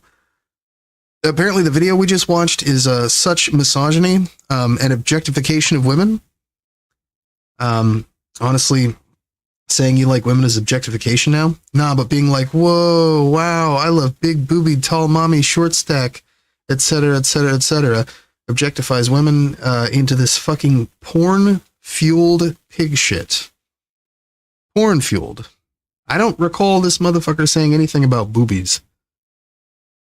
Yeah, I don't know. So tall women or women with large breasts are porn-fueled pig shit now? Yeah, I don't know, man. Maybe go outside a little more often. I do, quite often. I'm also a tall woman.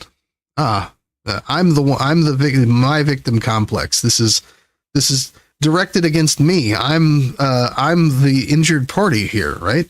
Of course. And we'll see how injured this party was, after this, of course, jumping in Velvet's mentions. How is this objectification? Somebody else asked. Reduces women to their sexual characteristics. It's weird. Guy literally was like, I like smart girls. That was like one of the first ones. Okay. First of all, no, it doesn't. Bro calls out girls with riz and smarts. True. And even if he didn't, it's a refreshing amount of body positivity. Remove head from ass. Bro uses porn terms to describe women. Like total body positivity, when guy is over here talking about how much he cooms himself to the thought of it. It's harmful. Stupid and harmful. Harmful. Actually causes actual harm. This is harmful to women. This is literally harmful to women. Okay, so I guess we're to that point. So I saw this, obviously, I tweeted that out. And then I saw this, just out of the fucking blue, right? Because everybody had been posting about this, right? And then I seen this guy posted about it. You heard of this guy? He got a lot of followers, Hashtag kill. I do not endorse that hashtag. But yeah, so this guy with a lot of followers tweeted this out. Same thing as like literally me and everyone else, right? Except this guy has a lot of followers. Alec Gunter is ready. Sweet. All right. I'll try and hurry. I'll try and speed run through this, and we can get to it. Here's your spoiler, Alec Gunter. So this guy tweeted this shit out, and I'm like, oh, okay, just like everybody else did. Fuck, I just showed everybody else's tweet. I retweeted everybody else doing it. Post that shit all over, because again, this is shit that I have seen. I used to be the cuck male feminist guy in these circles. I was there for pumpkin spice, discourse. I was one of the ones who was like, hey, other bros, like, is this shit real? And they're like, just go with it. And I'm like, okay. Don't want to be called one of the bad ones or a nice guy, right? I was that guy. So I know when I see this shit, what it is. Whatever. But anyway, so this guy with a big fucking following, a lot of fucking followers and shit. Got a YouTube channel too. He just wanted to be gay for women, and you all fucking crucified him. True. I saw lefties calling him a pervert, a sex pest, despite that fact, about half of my Twitter feed is made up of lesbians talking about women the way he does, and nobody cares. This is just 100% standard petty gender role shaming shit. True. So, you know, I responded. I responded also. I don't even know where the fuck that's at. Fuck all that. But I sent one tweet out and I'm like, fuck, I should have sent him this shit. You know, like maybe he ain't seen this shit. I don't know. Cause I just tweeted this shit out. I'm like, look at these fucking idiots, right? This is fucking crazy. Who fucking says shit like this? No biggie. So I responded to the guy with those tweets I just showed you. There's, you know, from Velvet. You know, just thinking, hey, look at this shit. Hey, I'm telling you, it's fucking wild out here. It's goddamn Wild West. And then this motherfucker dumb responded. And now we're at 43,000, almost 44,000 fucking views with goddamn 637 fucking likes and fucking a whole ass ton of bookmarks and some quote tweets. And I'm pretty sure one of those is Greycraft though. So that's cool. You know, I'm like 98%. Greycraft always be bookmarking me, but like, you know, fuck. So my phone has literally been just like exploding, but it's been, you know, and probably like the first couple hours, it was like fun shit, like Velvet, you know, being cute and fun and shit, you know, it's good times. This is why we need sexual anarchism. True.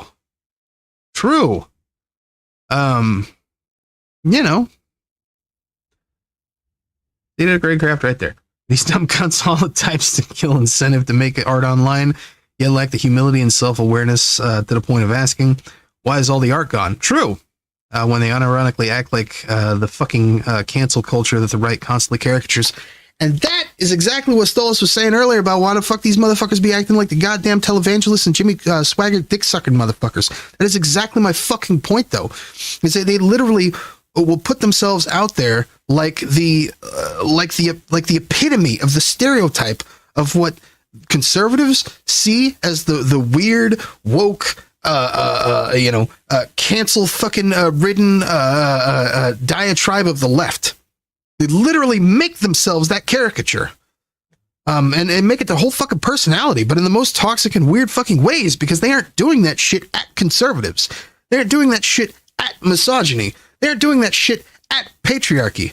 They're doing that shit at potential allies, or whatever the fuck. I also hate that word, but you know, whatever. People like it. So them people. Fucking JoCat, right? Just guy who likes women. They're like, fuck you. And yeah, so like it got fucking wild.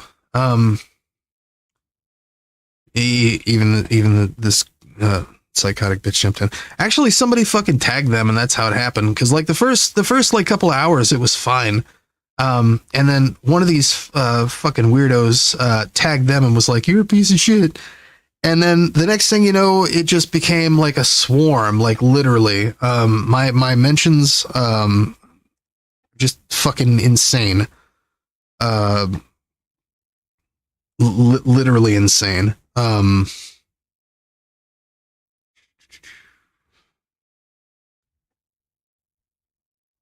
Where's that at? Yeah, I don't even know.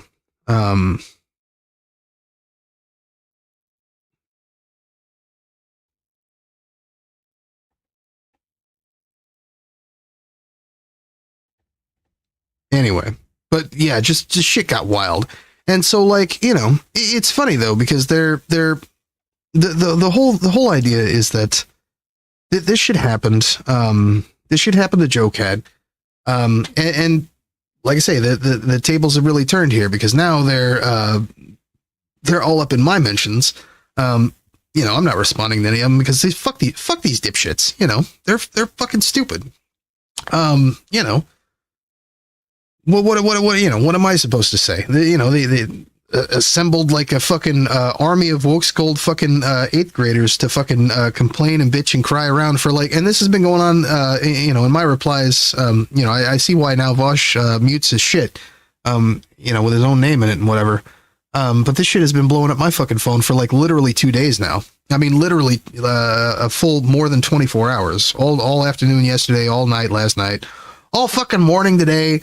The goddamn thing won't shut the fuck up.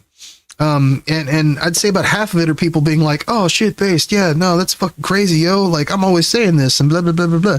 And then the rest of it is like 4 or 5 of these fucking just insane fucking woke skulled fucking radical separatist psychopaths who make their whole entire personality online now. I don't know what they were doing last week, but today their entire fucking personality online is I hate men and I'm going to tell you why. And everything is problematic, and everything that women do to men is this, and everything that men do to women is this. Such fucking literally falling into the trap of essentialization. And I think it's just for clout because they know they're getting attention online. But just the idea that there are people actually out there doing that at all, ever, is insane to me. As a, there's a reason that my profile says, feminist, right? And it's not the same reason that all the rest of these dumb bitches profiles say feminist, because I think we're on a completely different page when it comes to it. Because again, I used to be that guy. I used to be heavily, in those rad fem communities. I've seen the error of their way, and have since done at least my best to correct my way toward intersectionality and toward a more liberal feminism that allows for broader perspective on gender issues, on gendered issues, and on feminism. Anyway. Even when it comes to anti-racism issues, a lot of these same concepts can be applied to dealing with reaching out to people and just not being exclusive. I mean, just a little bit ago when Will Raw was in here, and I know I've had this conversation with Will Raw before, has brought up the I'm not really sure how I'm not really sure what non-binary people are, or I'm not really sure how this works. And I think the explanation that I gave, a few minutes ago was probably the best one that I've offered him. But again, I've had that conversation a few times since then. Really tailored it toward people who are unfamiliar with that's part of the LGBTQ community. But yeah, I think things like that. Epic Prawn mentioned this the other day. This Socratic conversation technique, cooperative. Unironically, the non-binary person I'm talking to brought this to my attention also with regard to conversational skills and things about cooperative conversation, versus combative and but all that. Anyway, my point is. Jesus, rad femmes, woke scolds, literally the same person. You don't have to be a rad femme to be a woke scold, but you do have to be a woke scold to be a rad femme, I feel. I don't see a lot of difference between the people who are posting Clementine Ford cringe, making their entire personality all day long about, how they hate men, and not seeing that as NB-phobic or as trans misandrist. People who say fucking silly, goofy, fucking brainless shit, like misandry isn't real because I have stipulations on what makes words. And then I actually saw this, and I mentioned this last time I was on stream. I was speaking with Darth Tyranitar. Somebody sent me a screen grab of a rad femme that just discovered that trans men exist, and they were like, oh. Meanwhile, all I do is post about men this and men that, and and my first thought was, I wonder, does she think that that's a fallen sister, or does she think that, how does that work in their mind? Because I've seen how a lot of these group leaders, I've seen how a lot of them make reference to trans masc people who pass and don't pass, as to whether or not they're part to play in patriarchy, and whether or not they gain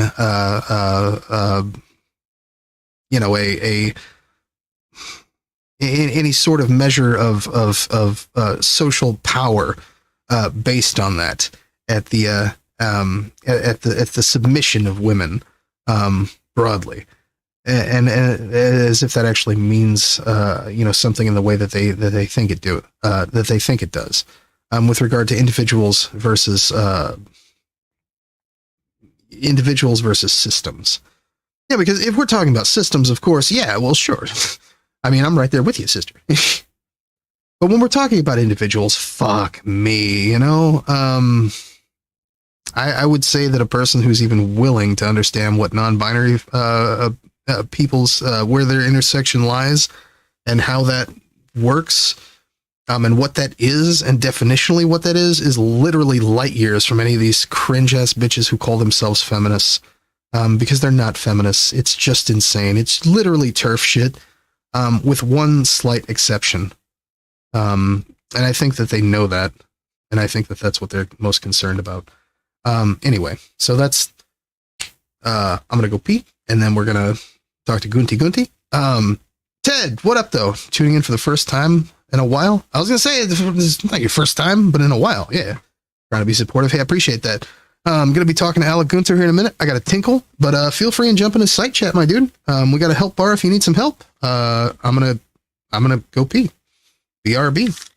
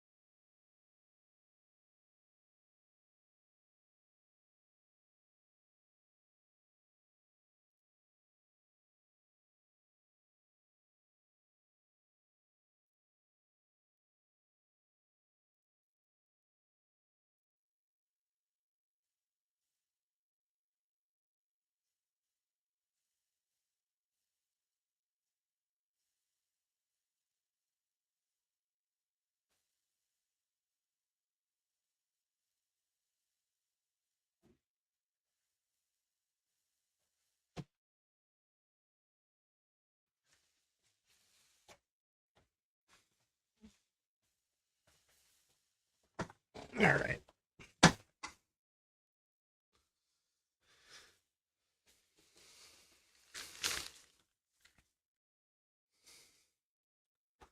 All right.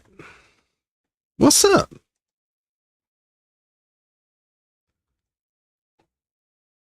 Let me get this here.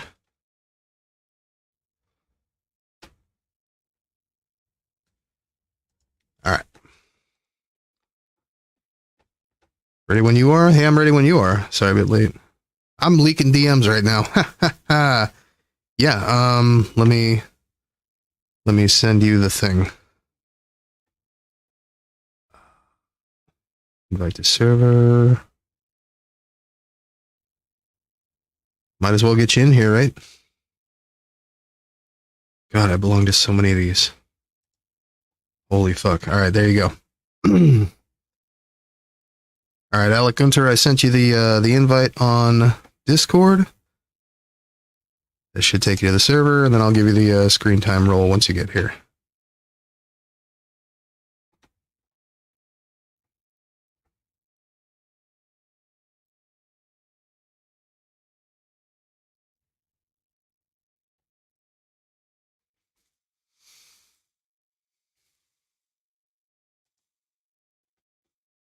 Alec Gunter is here.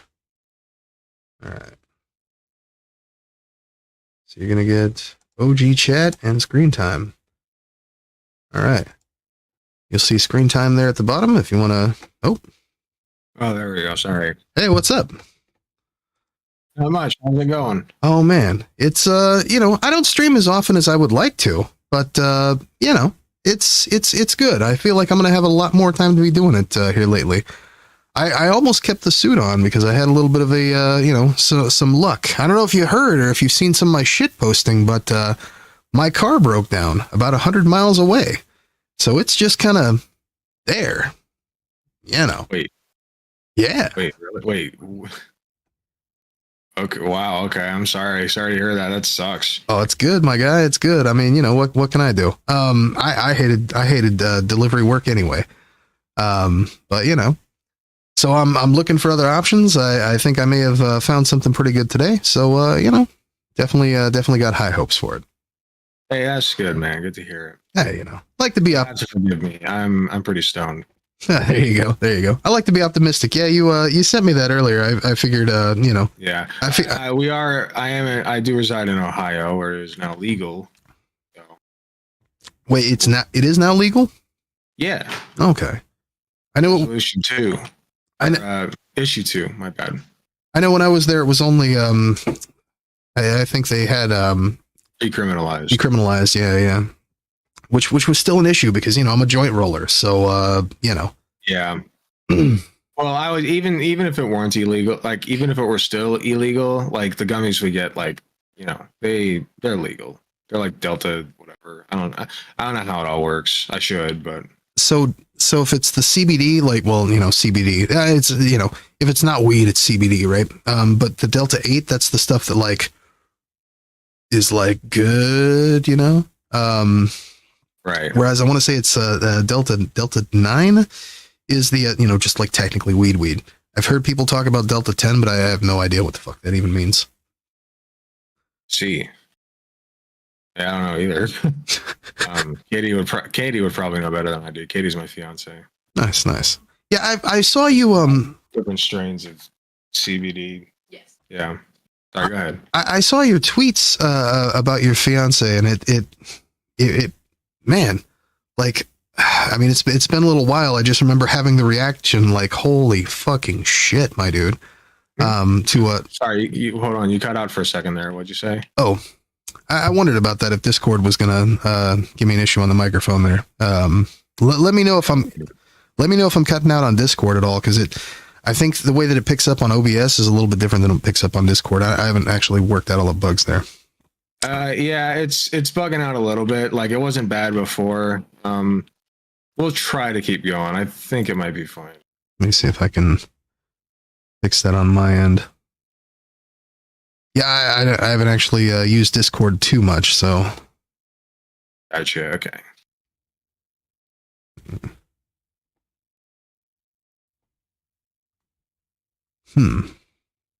Any recommendations? I've got a automatically determined input sensitivity. Should I turn that off or? Oh, let's see. Try to turn it off and see if you can like turn up, or sorry. Yeah, you want to turn up the sensitivity. See if that helps. We'll crank it up to negative 40 dB. See if that works out any. Yeah. I think we're good. All right. We'll kick it up to negative 30 just in case. Yeah, I just left it there, I had no idea. But typically I had the microphone significantly closer to me, but then it's still cutting out. Sorry, man. Oh, fuck. No shit. All right. You hear me? Yeah, no, I hear you great. Yeah, it's still cutting out on me. I don't know what's going on. Holy shit. Very well. How about negative 5? That working for you? Or is it still really bad? It's probably really bad. Yeah, I'm not hearing anything now. Okay. All right, how about that? Any better? Maybe. Jesus, no shit. Maybe. All right. We got to talk. Well, I got a buzzing in my ear, but it's not a big deal. This may be a little bit easier. I think, yeah, this is fine. Okay. Yeah, I've never really messed with it too much. Just default settings. I typically do everything through OBS anyway, and I've never, like I say, usually the microphone's like right fucking there. So I've never had a problem with it before. But hey, it's a live show, so I appreciate you helping me out with that, buddy. Yeah, no worries. But yeah, so I don't know if you caught the tail end of that. That was basically my experience that I went over. With regard to the, I'm sorry, I did not hear. Oh, it's good. It's good. I love talking about this shit. To my chat's detriment. So basically, what I saw mostly, I want to say the first part of this, and correct me if I'm wrong. What I think how this initially played out was like a week ago, or maybe just last week, or earlier in the week, or whatever. Because there for a while I was just gone all the time and fucking working and da-da-da. That's why I don't stream too often. But the first part of this that I saw was just incels shitting on JoCat, coming into his mentions, calling him gay, saying that he doesn't love women, blah, blah, blah. Yeah, basically just picking on the guy, don't even know what the fuck you would call it. Just literally homosexual shaming, right? Even though the guy's straight. So whatever. We got to invent the word for that on Tumblr. And then the gay shame. Yeah, and then what I saw was what I refer to as, I'm assuming that they're mostly femcells, but a few of them actually did reference rad femmes, which I myself, and this may just be me, I do differentiate somewhat between rad femmes and femcells. I see a lot of what I would refer to as femcells being big fans of radical feminists, content creators, thought, concepts. I think femcells entails a little bit more edgy sort of, radical feminist, because like you can have the same ideals, but like carry them in a very different genre, if that makes sense. So like it's basically just the flavor. That's my understanding. Give me an example, because I might not see this the same way, or I might have noticed it but not seen it. So when you say femcell, we're talking about like involuntary celibates who happen to be women. When you say femcell, though, that kind of implies to me that it'd be like a chick from 4chan who's like kind of like the girl version of whatever that would entail for like a basement dwelling neckbeard. You know what I mean? Right. Whereas with rad femme, I'm thinking more like woke scold, like probably a transphobe, may or may not be in favor of abortion. Who knows? Roll the dice. But like they're more like the conservative liberals, if that makes sense. They act like liberals, but they're conservative. See, I actually would slightly narrow, but also slightly broaden my definition of rad femme on that. You say transphobe, I assume you're meaning transphobic broadly, like including TERFs and da-da-da, which, so I guess I should define that a little bit more narrowly. I will reference rad femmes to include TERFs, but in some senses I will also reference rad femmes in a more narrow sense to not necessarily include TERFs, but to include those who are TERF adjacent. So wherein they may be, inclusive to trans, I guess the TERF, right? So inclusive to trans women, but through the rhetoric is also NB-phobic or otherwise. When it comes to trans misandry, also the rhetoric seems to key in a more gender essentialization of gender broadly. Now they may be inclusive to trans women, but it seems like that's the stopping point. Looking at through rhetoric again as seeing non-binary AFABs or transmasc people broadly as fallen sisters, or I've seen this before also when it comes to trans men who pass as being and I think that was the last thing I said before I had reached out to you here. Trans men who pass being recipients of the benefits of patriarchy. So I guess on one hand, I would. Well, I feel like on one hand, I will say rad femme to broadly encompass TERFs and TERFs in that respect, but mostly because TERF is kind of it's kind of a cringe way to say that, and I feel like whenever I'm speaking about those kind of creators, those kind of I guess authors, bloggers, whoever the fuck, that I'm being more specific in that. So Okay. But more to the point, like, so you're saying with the JoCat stuff, you started seeing incels. We just kind of got railed off there. So yeah, I initially started seeing incels, basically picking on him and da-da-da. But then I started seeing more of that type of folks, like I say, what I would refer to as rad femmes,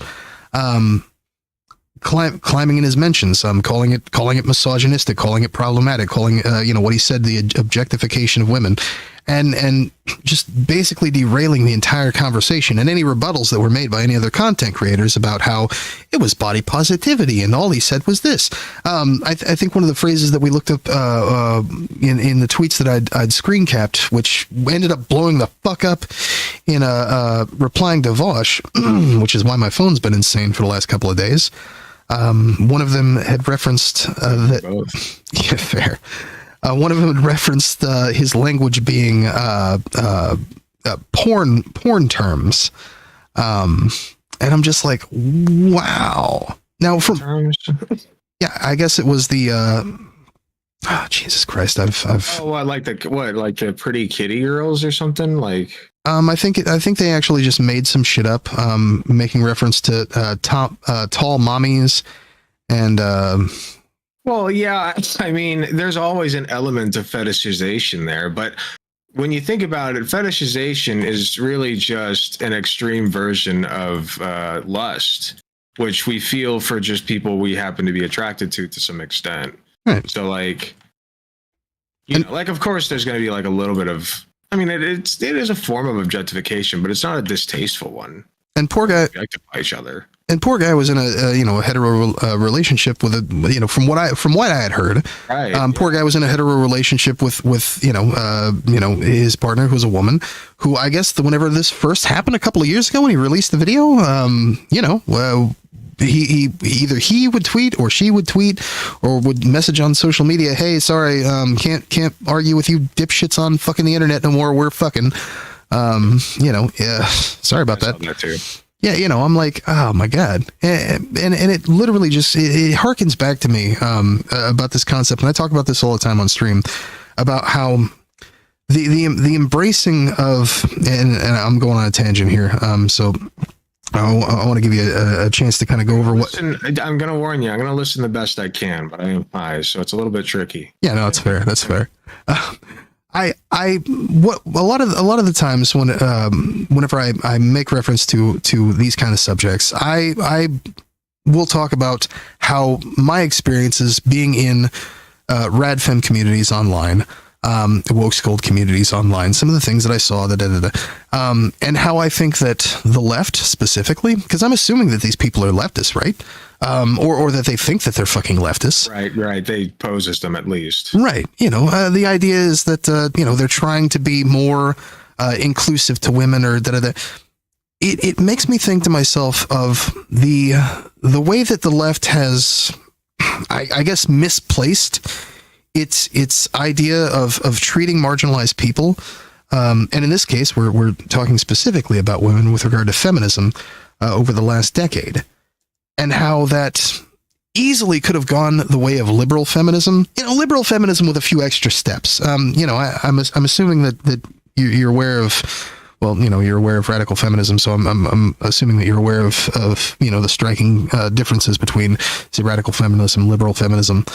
I don't know about all that, but fair enough. I was trying to follow along. Sorry. In short, liberal feminism is for everybody. There's literally a book about it that says as much. You can take that at face value.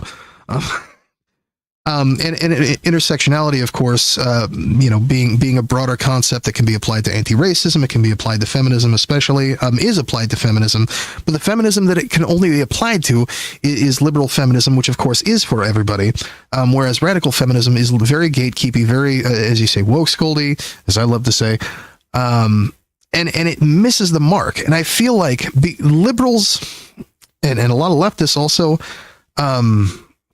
allowance for and tolerance of bad behaviors of people who are in marginalized communities and misconstruing that as being I guess egalitarian tolerance. It's what, identity politics? Is that what you're describing? Essentially, it has allowed for that to persist and for that to become the mainstream when it comes to what we would when we generally would think of feminism.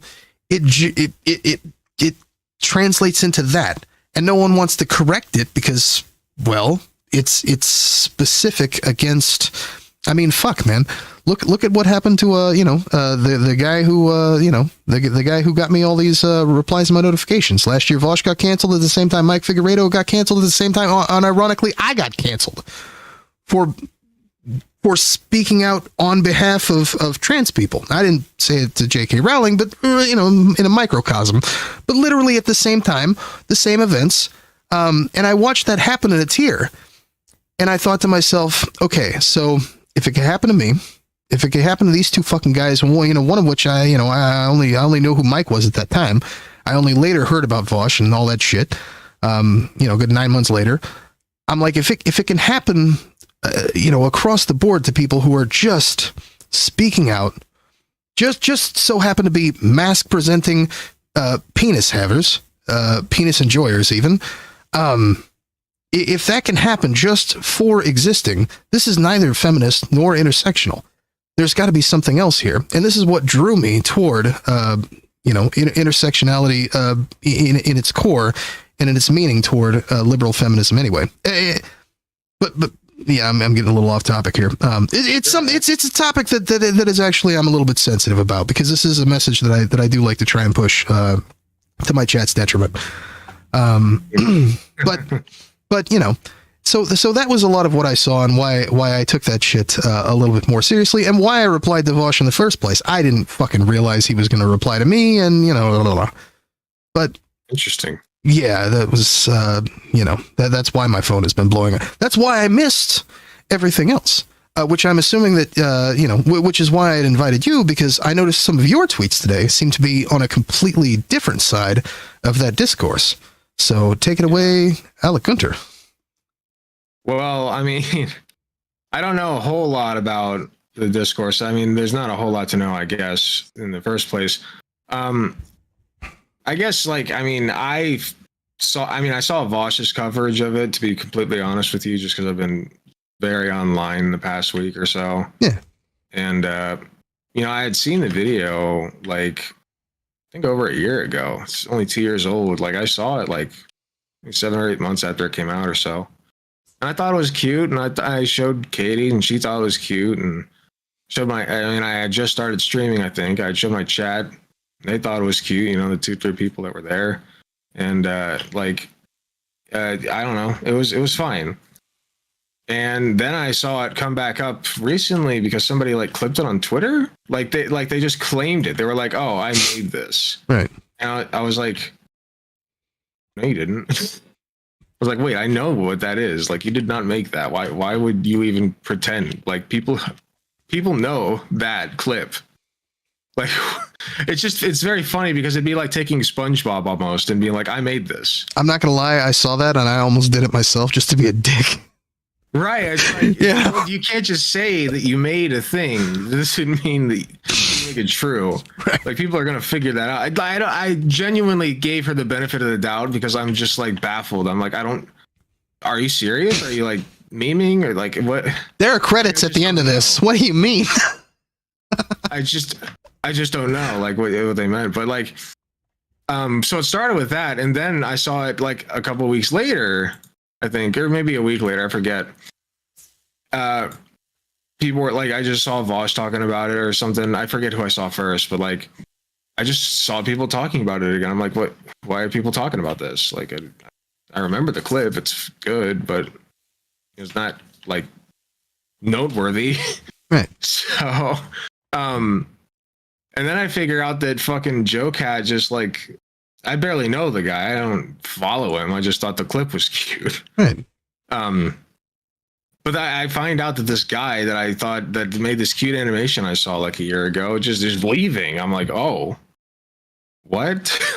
What happened? People are mad at this. Kids will get mad at anything these days. I swear. So you such fucking pussies. So you say you've been eternally online for the last shit. We say fucked up shit on this channel. My head mod is Fed post constantly. I love it. Only one who does though. But yeah. So you've been terminally online for a week, and you saw this, and then was oh yeah, whatever, and then saw a few people talking about it, and was oh yeah, whatever, and then all of a sudden doomsday. Yeah. It was just out of nowhere. I was like, what the fuck? People are sending death threats over this? And so my first thought, which I think was half correct, was that, oh, it was dipshit conservatives thinking that he's fucking gay or something, right? I don't know. Which is weird because there are a ton of conservatives who talk about cat girls and cat boys all the time. But then I don't know. I don't know if it was because he was wearing the cat ears. I don't know. I genuinely don't know which part of that they were upset about. I don't. And I was just baffled. And I thought that was the case. But then I find out also, and this one I actually did believe more, fucking woke scolds are like, or whatever you want to call it, rad femmes, reaming this guy for what, like objectifying women? What, because he's talking about like his preferences in women, and also like that he just likes girls in general? Like, it doesn't make any fucking sense to me. I don't know why people were so upset about it. At worst, it's like a little cringe, like a little bit. Like, I get it, right? But that was just so out of proportion, and I feel so bad for the guy. I really do. The internet sucks, man. It's a fucking cesspool. I mean, you're not wrong. So I actually had no, like I say, when I saw your replies, and I think maybe quote tweet. It's been a few hours on recall. But I saw you responding to what I assume were incels, making fun of JoCat. A couple. So I didn't actually know that you'd seen the other aspect of that. Did you see the original tweet by the Zero Suit Camus or whoever the fuck that was? I'd seen a few people reference them as being like the start of this discourse. I don't know what the original tweet was that started this. Well, I think I may have seen a few screenshots of it, but I'd have to get my memory jogged. It's I don't know. People, I don't know. I really don't.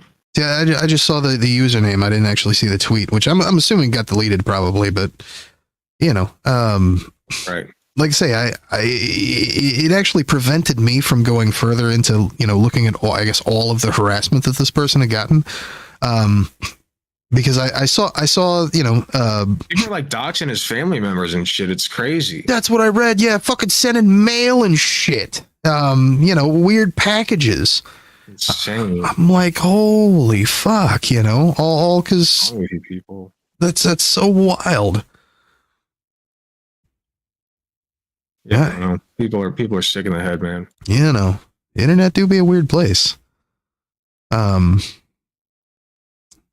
I say, I missed a lot of the further stuff on that because I had, like I say, I made that response and then my phone just basically exploded. So I, took my ass over to a, different section of the internet for a little while, and I continued to read all the notifications that came in, and this is interesting. Oh, this person's brain doesn't work.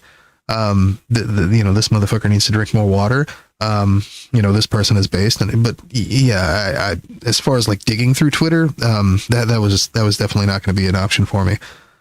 So I missed a lot of that, and then today I see so many more people talking about it still, and I'm just like, I mean, even now my notifications are exploding about it. So this doesn't happen to you often, does it? Not even a little bit, to be honest. Yeah, I touch grass, my guy. Like I fair. I don't nearly enough. No, that's completely fair. I barely can stream. I'm not here enough. Right. Yeah, I need to touch grass more, but that's besides the point. I mean, anyway, you were saying, I'm sorry. I mean, I'm mostly touching asphalt, to be honest, but there's no more asphalt in my future, unfortunately. Touching ass. Yeah, we're no fault either. We're working on that, Yeah. That's going through the process. So I to be honest, yeah, I catch discourse more as a lore diver, and I assume that's what I was doing in this case. I'd seen the thing, I tweeted it out, no big deal. But then I tweeted out to the big guy, and his shit goes wild. But so that actually prevented me from seeing a lot more about it. But then, okay, so I actually didn't mention this. So, and I don't know what's happened since, because I've been streaming for a little bit and, fucking around doing other goofy shit. But then I also saw this. I don't know if you still have my stream up. If not, I can share it in Discord also. Hold on. I do have your stream up, but it's paused. Oh, fair. Okay, I got it. Oh wait, no, it's on an ad thing. Just if you could stream it on Discord. Yeah, I'll put it in Discord. It's fine. Let's see.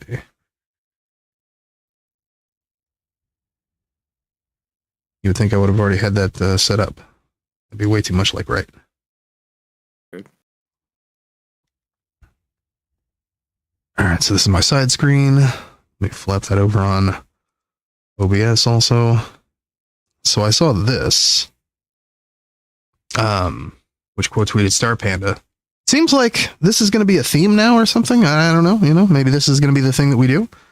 Possibly, potentially. I don't know. Hopefully not. Oh shit. That's why I tweeted this shit out in the first place.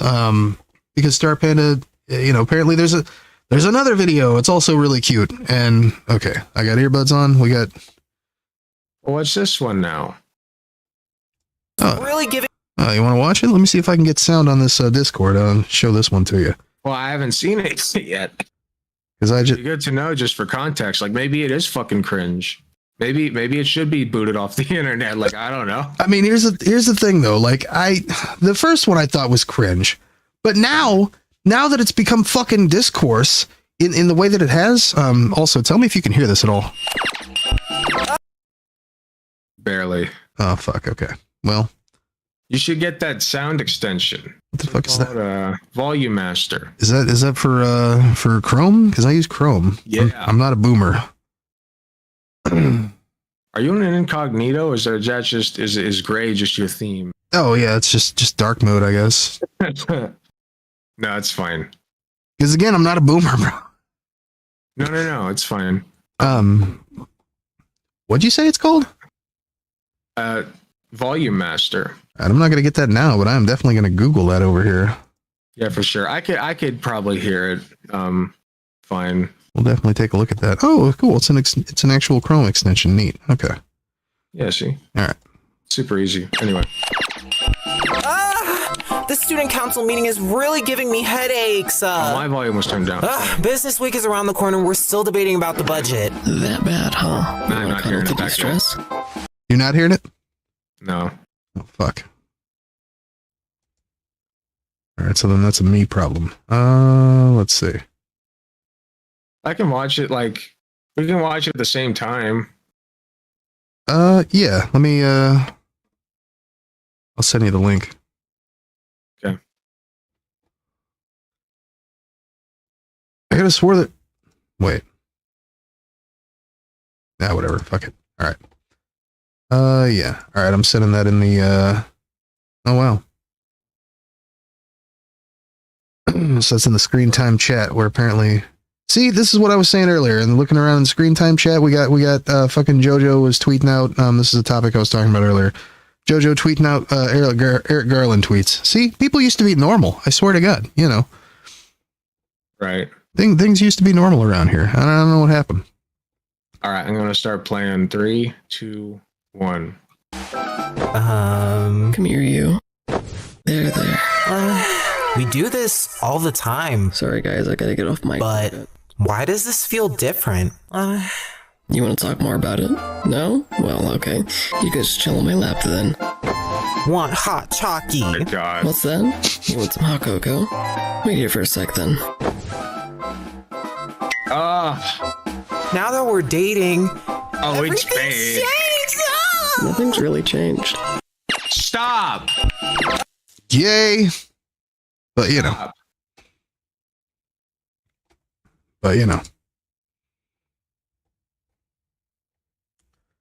This is horrific. I must say. That's the thing, though. I felt the same way. Okay, so I was talking to Prawn about this the other day about the other video. Like, I didn't think too much about it. It was like, oh yeah, it's kind of cringe, whatever. Like, it wasn't the worst thing ever.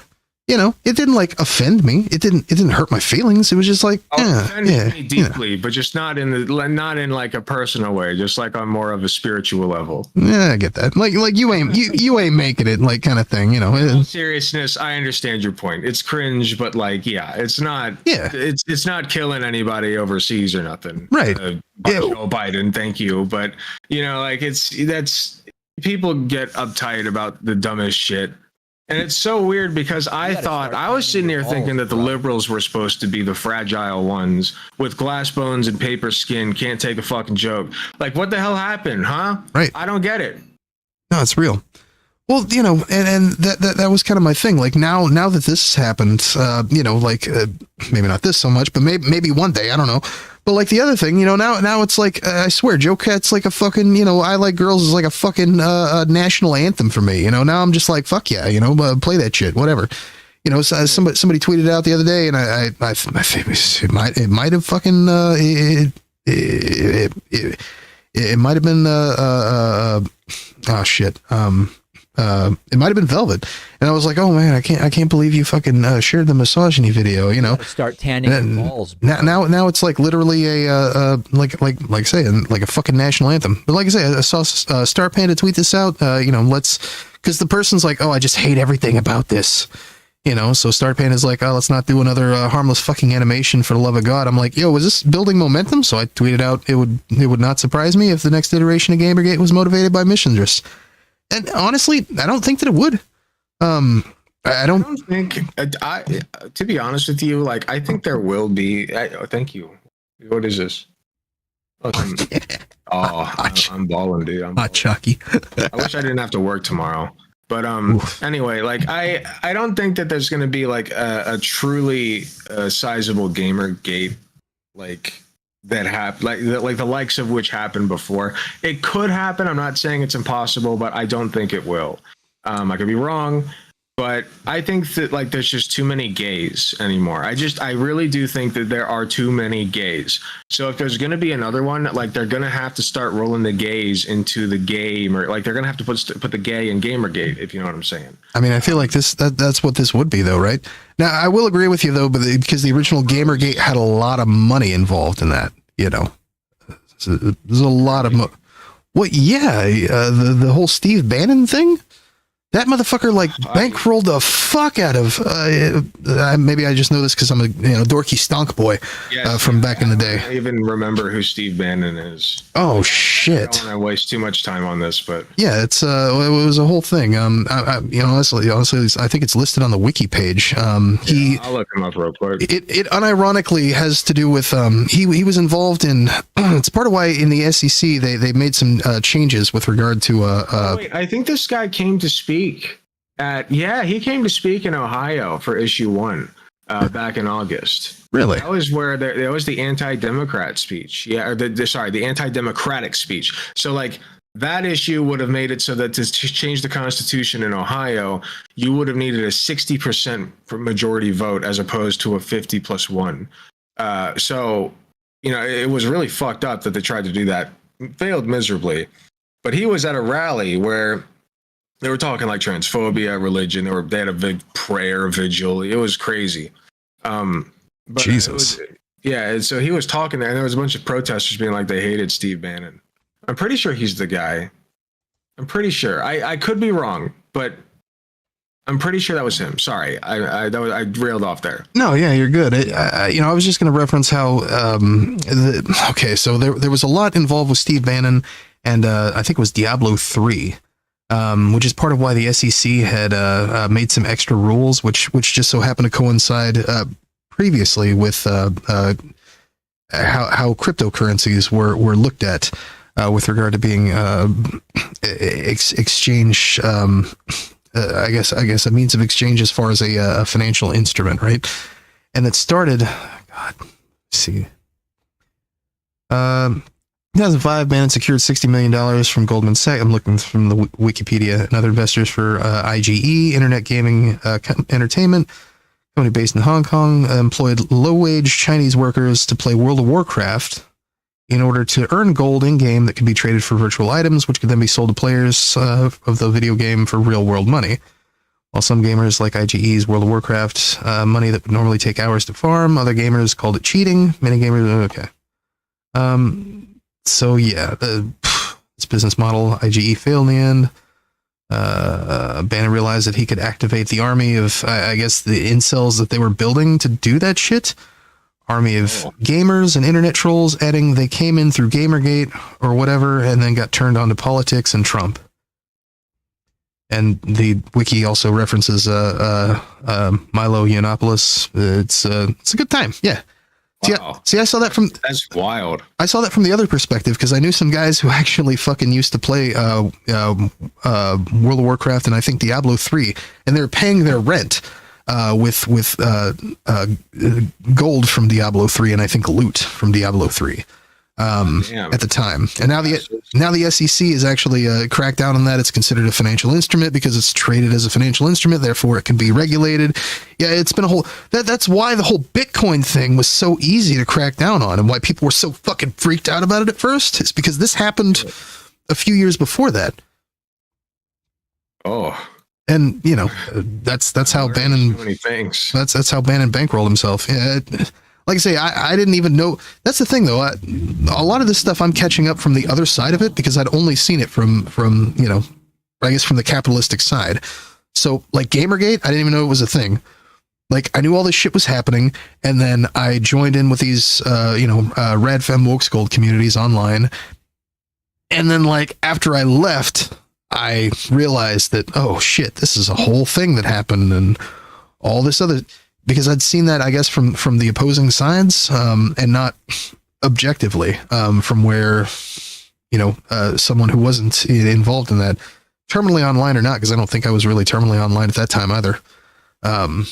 It was just I was hanging around with a lot of gamers, and then I was hanging around with a lot of straight women who, you know, who shit post a lot on Facebook. I don't know. Straight women. I know, right?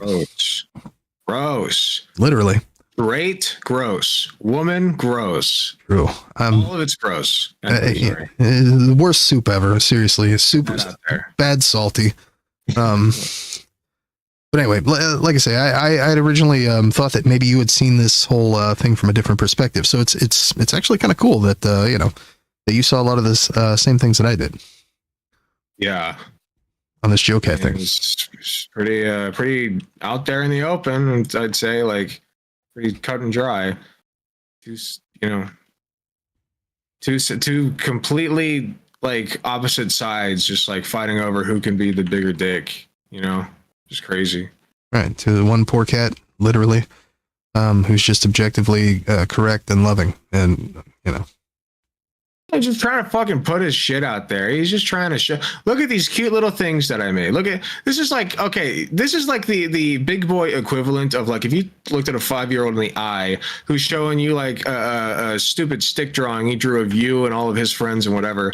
And instead of like pinning it up on the fridge like a good parent, you just like crumple it up and like throw it away. It's like bullshit. Like it really is like the adult internet equivalent of that. I'm so pissed off, man. People suck. People just fucking suck. That's all I gotta say.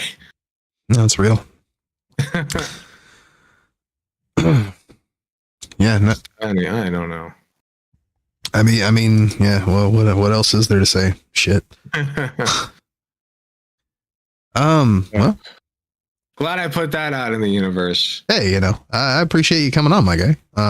You know, I don't know how much clout I was able to chase off of you, but I appreciate any clout that you know. I did announce that I was coming on. I announced in my Discord server and on my YouTube. I forgot to do it on my Twitter. Oh, that's good. But I will give you another shout out to tell people to go follow you. Oh, hey, I appreciate that. Yeah, of course, no worries. Everybody who always. Before I go, I did want to say something. Update your profile picture. What the fuck? I click on your stream, and I'm expecting like this clean shaven, from the gentleman. Yeah, and I show up, and I'm like, holy shit, who's this? Oak tree. Young Gandalf, almost like young, handsome, long tan and handsome Gandalf. I used to actually look like that guy.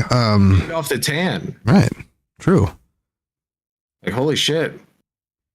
I actually used to look like that guy back in the day. I even still have the suit. Gandalf? No, the guy in the picture.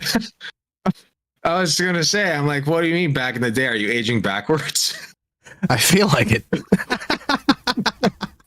Oh, you feel like it? No, that's good. That's good, right? No, absolutely. I think streaming, gaming, like coming back to this, it's weird. You know, since we're talking about a cultural perspective on a lot of this stuff, and what is and what isn't cringe. I will say this, and I had this conversation with my mommy just a few months ago, and that's how I know that I'm right. And she agrees. Well, that's good. So you remember the annoying orange? Do I ever? I love that little dude. That little fucker dominated my life for a while. I fucking hated the annoying orange.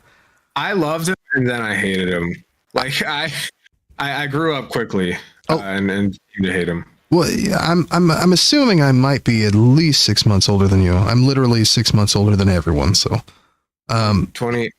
Oh, okay. Well, I'm 27. I'm gonna be 28 in a few days. Actually, oh holy shit, I'm gonna be 28 in a few days. Anyway.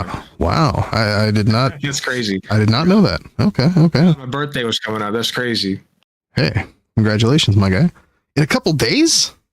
December 30th. I swear to God. Oh shit. I just forgot. Damn. It's insane. Everybody be having December birthdays. That's awesome. Like literally half my Twitter feed. Yo. Anyway, sorry. No, yeah, it's good. So you say, yeah, I'm a little bit older than you. But I remember when the annoying orange came out, I was just so fucking just like, what the fuck is this shit? This is so I don't know. I was just that guy, right? Like I had shit to do. I was working and my fucking mother loved that. She thought it was so funny. And I remember just like being so shitty about that because she'd be like, check this out. And I'm like, God, that's so fucking, yeah.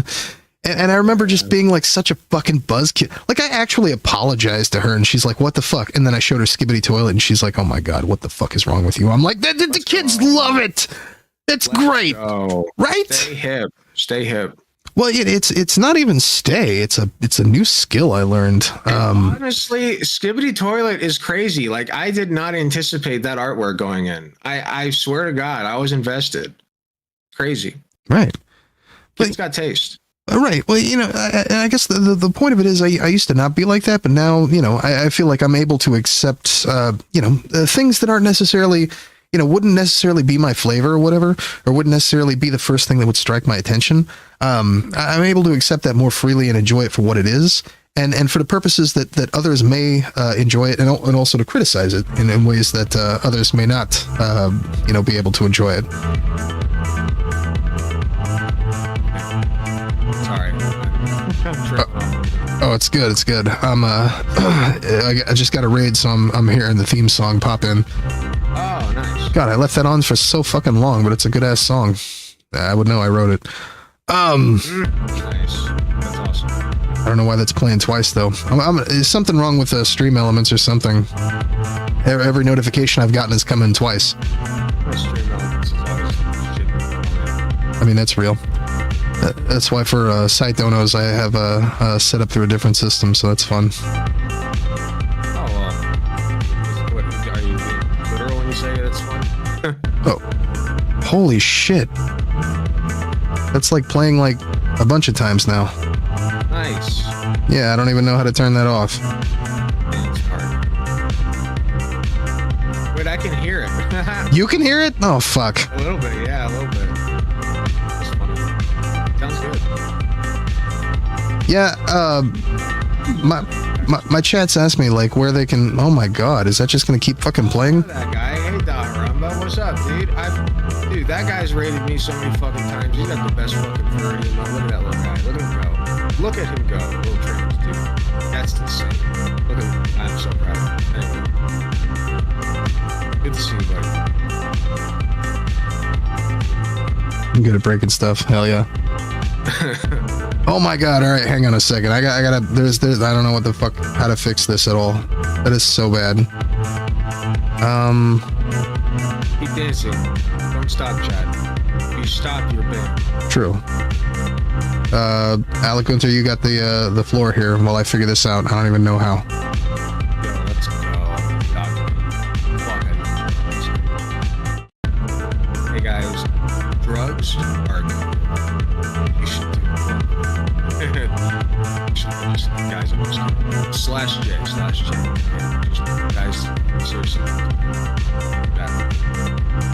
Unless you listen, honestly, it's your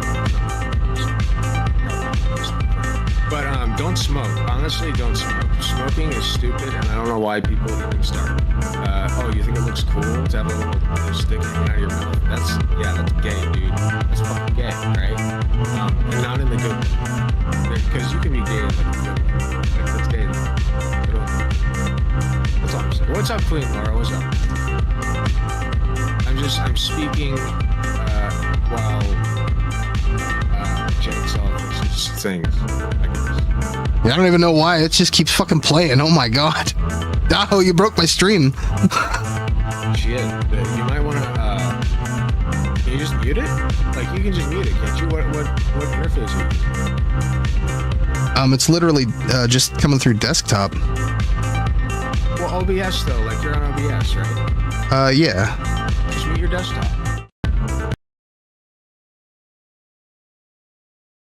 That's a problem. Yeah. Well, okay, wait, you can mute the app that it's coming from. If you if you go down to like if you right click the sound thing at the bottom right, you like go to what is it? Right click the sound thing, you go to open volume mixer, and then you can change individual things. You can see where the sound's coming from and turn it off. What, in like advanced audio properties? No. You right click the sound icon. Right? Oh, on the desktop. The desktop, you go to open volume mixer. You just turn down whatever is causing the noise. Later.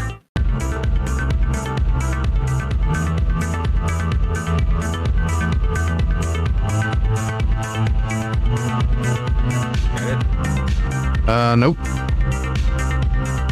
Really?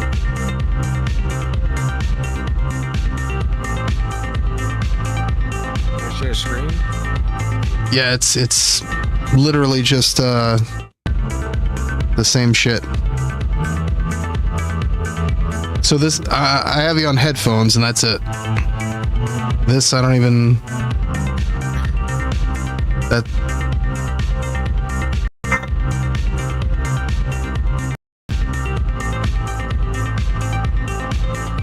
You can. Somebody told you to stop. Having your walls. I mean clearly. Holy shit. Yes.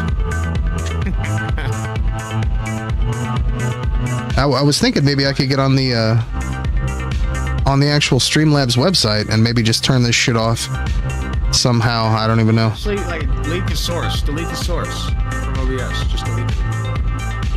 Fix it later.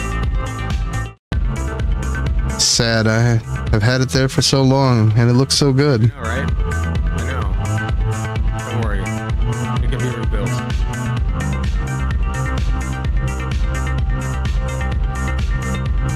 Actually, I'm gonna try something. Okay. Oh damn! Look at that. Okay, so that's interesting. So I saved a tweet from Gayfesh where he was talking about rather. See, I wish Will Raw was here. We just did the thing where it rather was talking about how do I get a separate monitor for my streams so that I could do video, or I guess in Gayfesh's case, do audio. Okay, no. I guess in Gayfesh's case, how can I switch that over so where I can do video in with the PNG over onto Discord for like panels or conversations or whatever, right? And are we still good?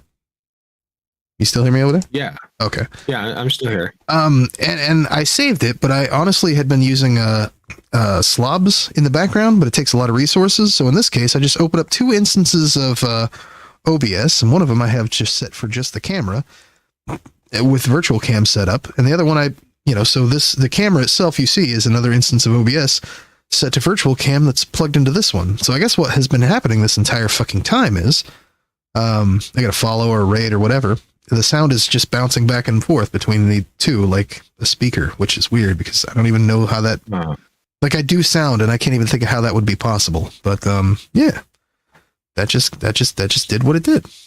But all right. Okay. You got me there. That's a new one. Definitely going to have to solve that problem, I think. Okay. Well, I wish you the best on that. Hey, I appreciate it. Of course. I have no idea where the fuck we were off on the conversation, so I think we'll leave it there. Oh yeah, the annoying orange. So yeah, I think it's great. Keeps you fucking youthful to to not find that things are cringe if you found them cringe, and to be open about that is definitely a life lesson It's like it's not easy. Sent the annoying orange death threat. See, or have you seen the annoying orange come out with allegations? No, you haven't. Right. Because nobody did. Because you know why? Because he's a guy. That's why. Well, no, JoCat was also a guy. Well, I mean, in this case, because he was straight. Though. No, he was JoCat's also okay. Never mind. I don't know. Well, these are two gay guys over here, you know, and they loving each other. So that's not even misogyny. That goes back to the thing I said originally, where they just hate men. Like the one thing, if you want to give the JoCat thing, like give him the benefit of the doubt. Okay, yeah, it's so misogynistic, so fucking, you know, so whatever. There's two dudes with chunky milk. What happened? Well, I mean, like this time, like it can't be the okay. So here's the thing with that one though, you're not going to get the same reaction because like you're not going to get the same reaction from liberals. You know what I mean? So it will be different. Like if that one does end up becoming the next one, it's pretty much exclusively going to be conservatives. True. Oh, you know what? Actually, I'll bet people are going to say they're fucking underage. Like that'll be like the quote unquote progressive version of the outrage. Right. They're you know, the groomer allegations are true. Oh my God. Yep. I could see it. I could totally see it. I put that out there now. Right. You're welcome. It's in the ether. It's out of my hands. Right. Well, don't tell them they heard it here first. Yeah. Exactly. You keep your mouth shut, Chad. I can't even deal with any more of this Twitter nonsense. I swear to God. I am new to this. God damn it. I'm good. You know, if that's what it takes, shit. I'll start streaming on Facebook, maybe. Oh God, no. Why would you ever? I'd genuinely rather be 6 feet under. I have actually been having a really good time on Facebook lately, and I don't even understand why. Yeah, it's weird. Because all my memories of Facebook are all those horrible things I said to you earlier. You gotta understand that to me, that sounds like you're saying you're having such great parties at the nursing home. Right. Like that's what it sounds like. I cannot comprehend that. Well, imagine they put you in one where all the old people like blow. Okay, but you can't do it on the fucking job. Okay, the metaphor is falling apart. Imagine the one that you can though. This is the one in like Eastern Washington where there are no adults, you know, it's just you, and it's cool. And they got no parking lot, you know, you got to walk there. The grass is cut though, so it's fine. Okay, so I was thinking like, okay, I was on the job. I can't do it if I'm on the job. Anyway, sorry, that's where my nurse brain went. Oh yeah, right. Anyway, sorry. Yeah, no, that's I don't know. Like I say, I saw this thing and then I saw this other thing, and that's about as far as I got before I started seeing your tweets. Which is why I wanted to grab you and get your opinion on some of this stuff. Yeah. You know, I guess my final word on it is like, just if you don't got something nice to say, don't say it. How about that? Like, just, you know, sometimes you just got to keep it to yourself and just let people have fun, you know, like, okay, it's cringe. Fine. You can say that, joke around a little bit about it. I don't really care about that. Yeah, and then like, lighten up, man. You know, like, just if that's about it. Like if you go past that, you've gone too far. You know what I mean? Just keep it lighthearted. That's all I'm saying. Let people have stuff, right? People have stuff. Exactly. I feel like if you haven't, y'all should watch the good JoCat vids. I feel like, wait a minute.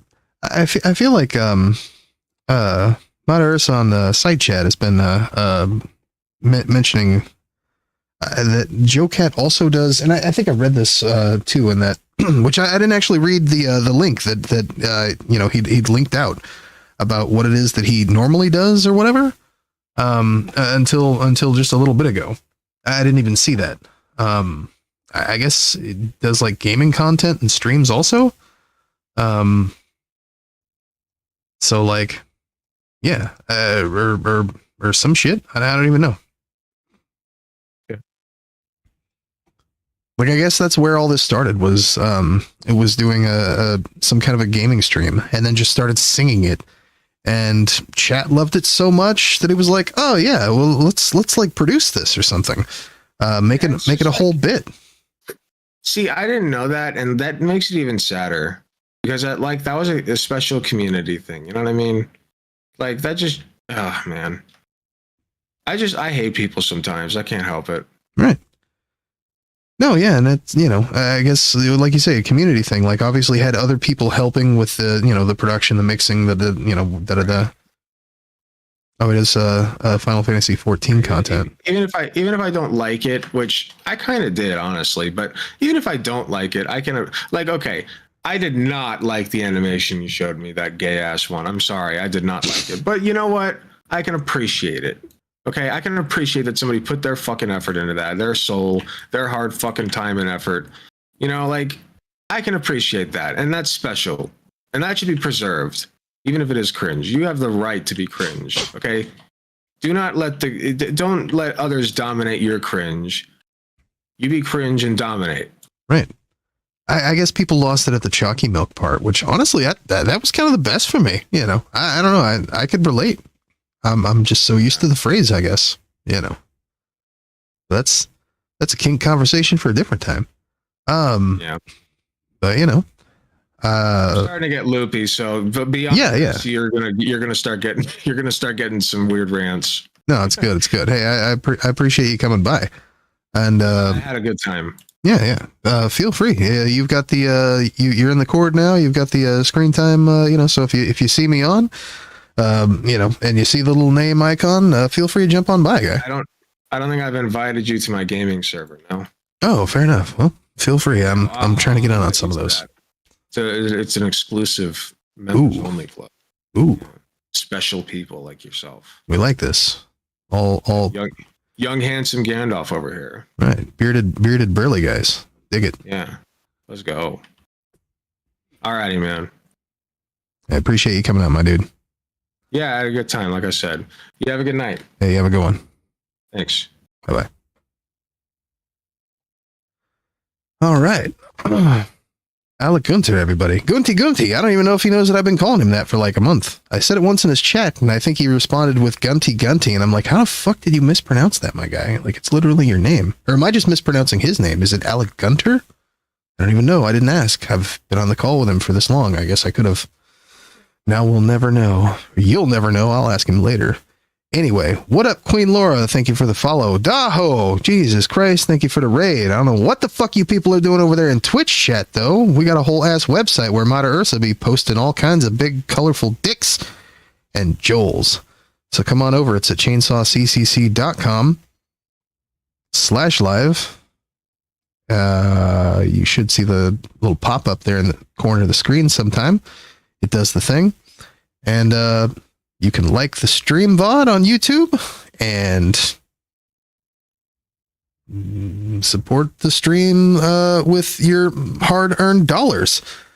We have a subscribe button, and you could subscribe and get a cool colored highlight chat name in chat and help Chainsaw fix this fucking broken card I was goddamn talking about earlier. I swear to God, that's so fucked up. Man, it's so weird telling people that, because like everybody got shit going on, and I'm like, no, I touch grass. Oh, I don't touch grass no more, though. That was last week. Now I'm terminally online, you motherfuckers. It is what it is. We be going like this. Go play Pathfinder. Man, Pathfinder. Is it free? If it's free, it's in my budget. If not, it might not be. I actually... Wow, that took me straight to Nissan's. Cool. Wrong. Pathfinder RPG, Unleash Your Hero. Yeah, that's $9.90 or $9.90, $9.99. Any amount of dollars is pretty much out of the question for me here. Unfortunately.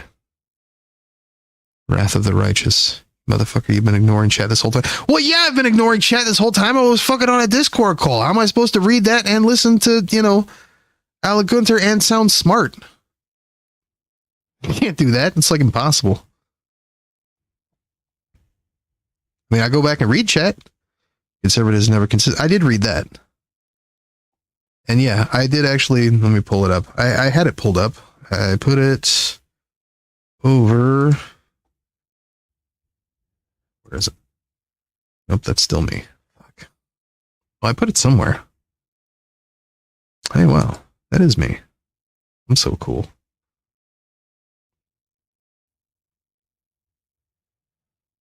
Oh, I put it in chat. Not in chat, but in the same thing as chat.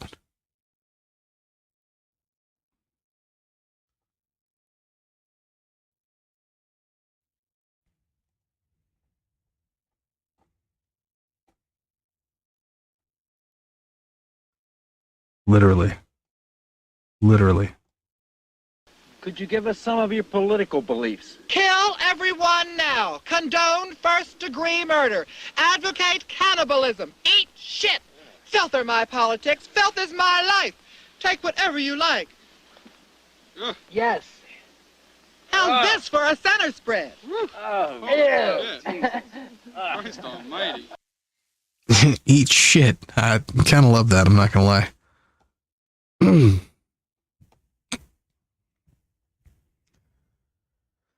Like girls, a slur and dog whistle causes harm at scale.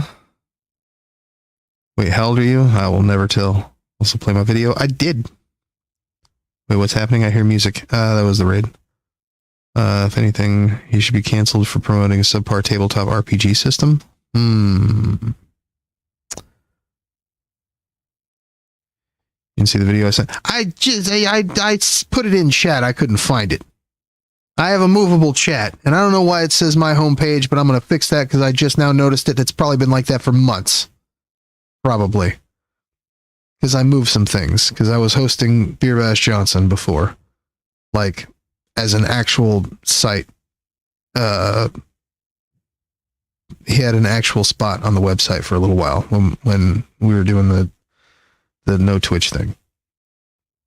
And use your eyes. I go play my... I did! Anything else? Nope, that's it. All right. Cool. Is there anything else? Let me check. More like Queer Bash Johnson. True. Wait. I mean,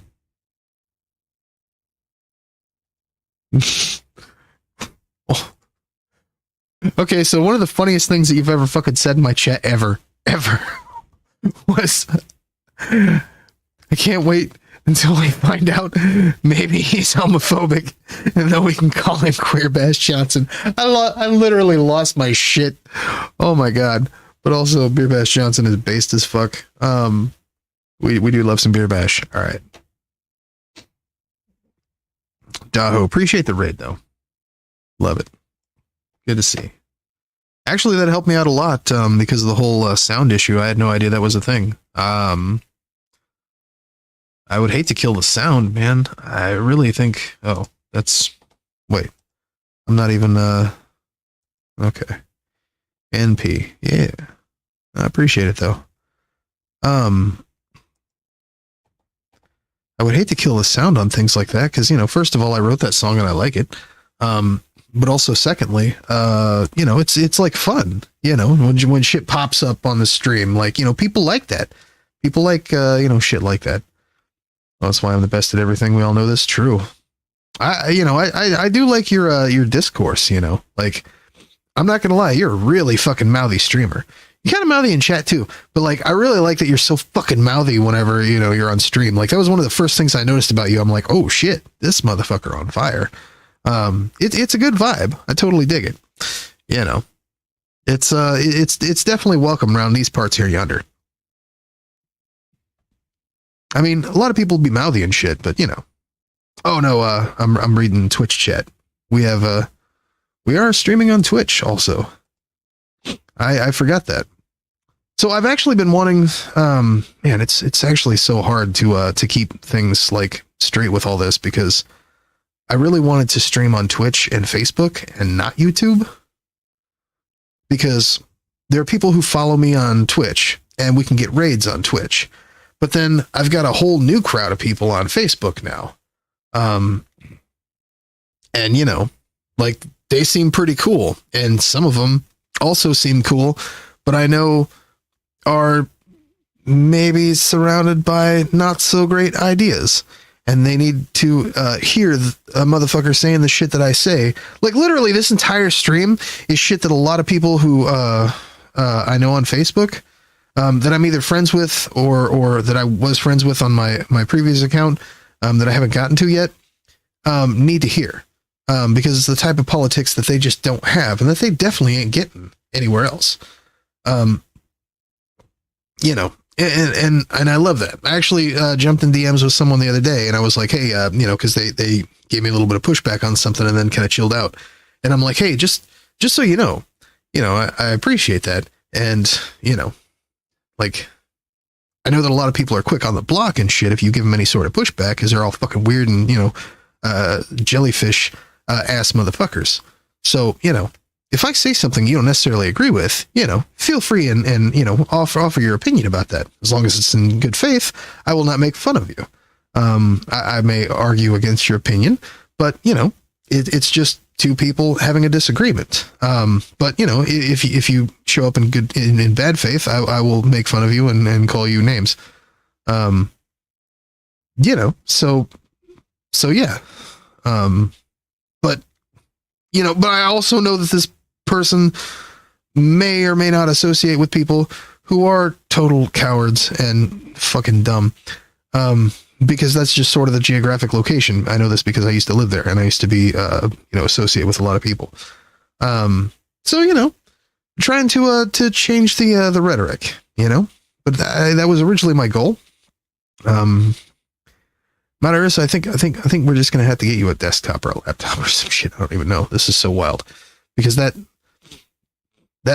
sucks that Twitch isn't giving you the option. Wait.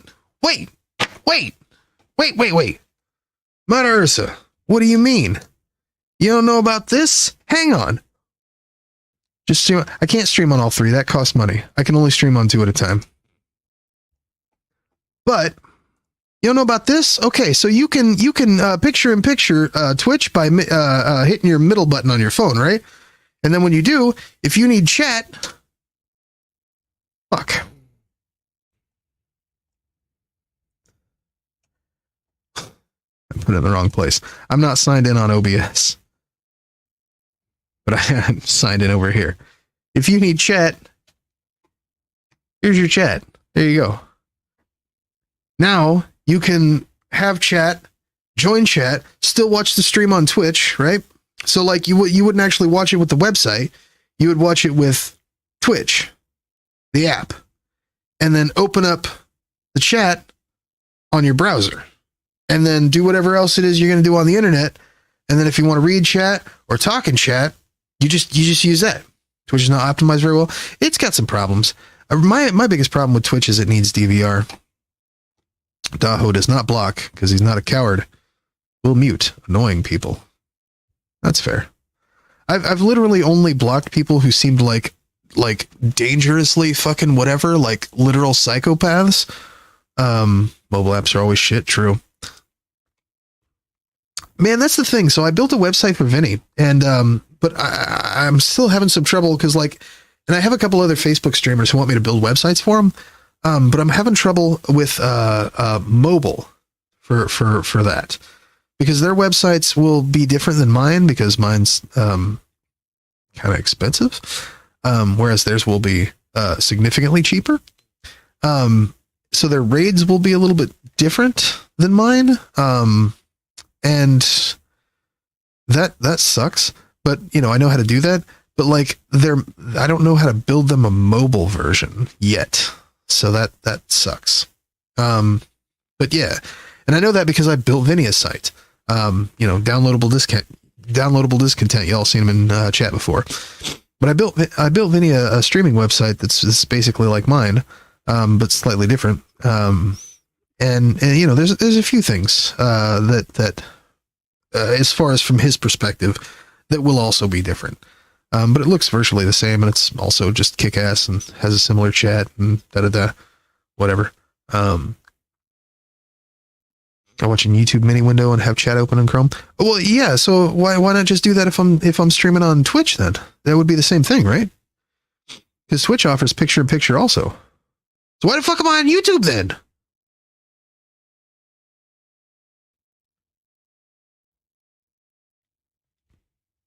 It was Facebook that was giving everybody problems.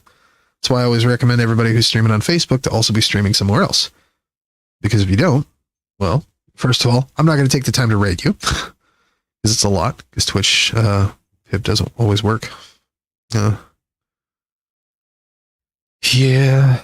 Well, I mean, it costs what, like $20 a month to stream on all three, which is insane. Or I could stream on two for free. I mean, I'd much rather be here than not here. So, you know, we just got to get you a laptop, buddy. And I can't send you mine. No, I ain't even got mine optimized just quite yet. Not yet, anyway. Work in progress. Saving it for one soonish? Hell yeah. And ironically, the person I'm speaking with also is just ordered one, I think. So that's cool. So does this always cost money? It's always $9. Okay, cool. Damn. Yeah, I don't know if that's going to be a thing. Unfortunately, the budget don't allow for it. If I had money to buy video games right now, I would totally have my car.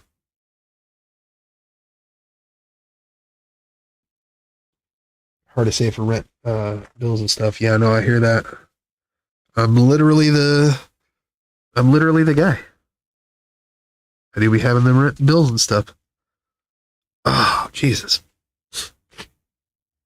Who's super thankful that didn't happen when I was on the call, huh? All right. You know what helps, though? Check this out. You're going to love this.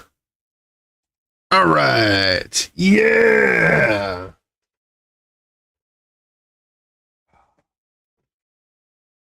All right. God. That was the worst thing about fucking vaping, though. So here's the thing. You know, smoking cigarettes for like 100 years. I always thought it was like cool to do the like exhaling out of your nose thing. Just because it looks cool. And it just looks cool, right? It's like, I'm a dragon. But also, you know, I'm a greaser or something. Be cool like me and smoke hookah. Oh god, that sounds expensive. Just to start. I'm sure it's cheaper in the long run though. Vaping is significantly cheaper overall, I found. Like shockingly cheaper.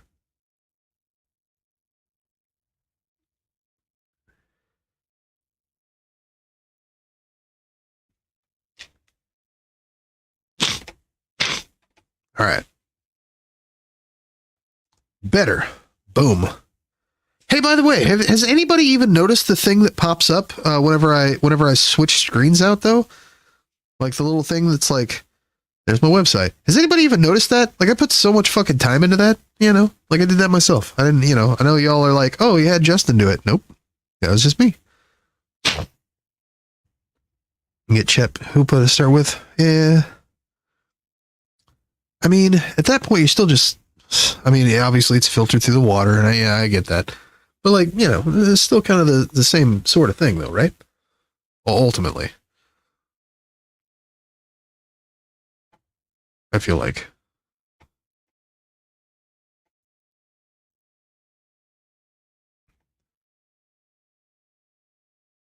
All right.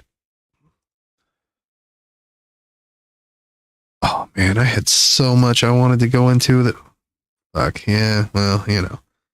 See, I had a Kimberly Crenshaw article I wanted to read.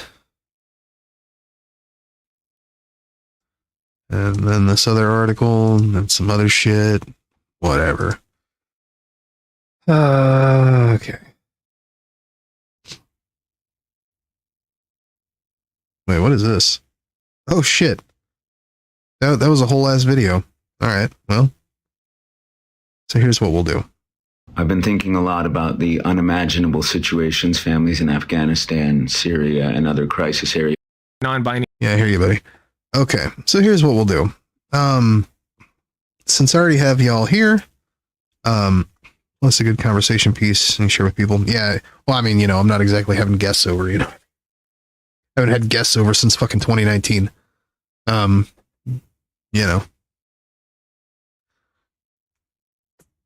I spend so much time out. Like this is all a new experience for me. Keep in mind, like even, not even just this door dashing thing. Like I literally would spend so much time being out in the field working festivals and things before I was door dashing.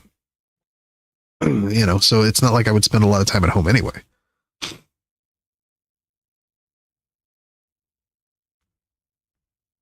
Play some Warframe, talk about some shit. I honestly, I can't, I have a hard time with Warframe because of the whole, on a desktop. Yeah. On a desktop, it really fucking cranks my fingers.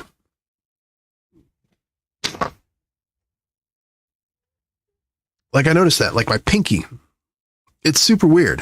And I think it's because the button you have to push for all the wild shits. Like it cranks the shit out of my fucking get a controller. Yeah. I can't afford a $9.99 game. What are we talking about here? Also, if I could afford shit, I'll never understand keyboard and mouse. I mean, depends. Like I'm not a big fan of FPS, but like any FPSs that I have / do play, it feels kind of crucial to be honest. But then again, like I don't know, a lot of RTS games, right? I'm kind of old school like that. For some things it works like that, right? But that's what I was gonna say. If I had the money to buy fucking anything, I'd probably just buy fucking Factorio because it seems less of a chore than Mindustry. I played the tutorial, and it seems good. I like Mindustry. I do. I especially love that it costs the right amount of money for me. But man, it's just so much of a fucking chore, Like you can get so far into it, and then it's just like, I don't know.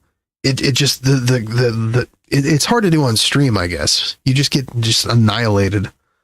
But in general, I prefer gamepad even. I just set up a joy to key. Yeah, the thumbsticks have always kind of not been my favorite thing. I think maybe because I grew up with a directional pad. So the something about it just always felt like you're not going far enough. New Warframe quest area is pretty cool. I mean, I've probably put not very long at all. Unless there's an event going on now.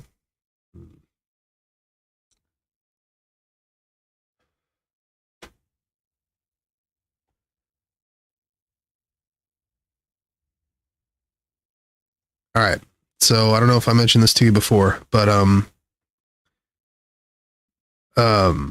you mentioned to me that you don't have a Facebook that is secure. You may or may not know that you can, and I didn't know this until before, and I actually stopped doing this because you can't monetize it.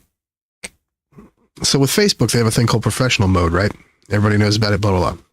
They have a new thing that not a lot of people seem to know about, where you can create alt accounts with your Facebook, right? So like you have your regular Facebook that you use that has like your grandma and all the people you can't be political on with it.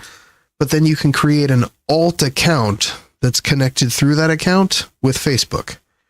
And it's like, it's not connected, it's connected to your Facebook, but like nobody can tell, it's not like you're not going to fucking dox yourself with it. It's kind of great.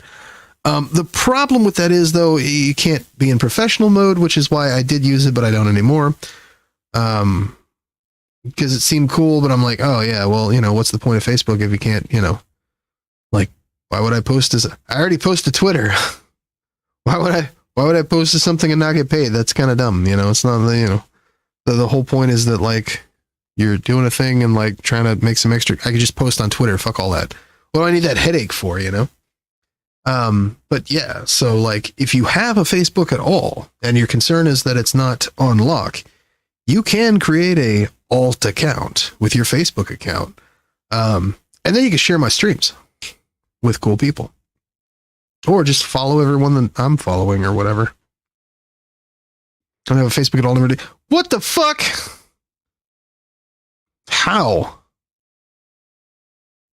Did you not have a MySpace? Like, how is that even possible? Like, fuck. That everybody has a Facebook. Everybody had a Facebook. Like, that's impossible. That's impossible.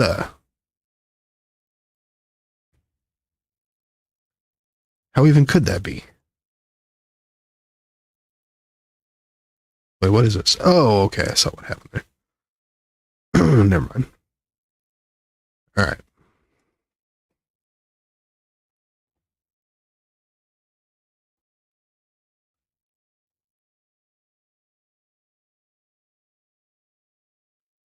All right, hang on.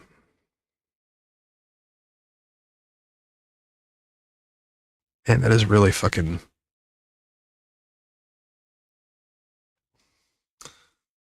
I'm gonna have to make sure I fucking condition next time I fucking do my shit. I was worried that my hair was getting a little bit greasy, so I didn't condition. I didn't put any fucking product in it. There's more chat platforms.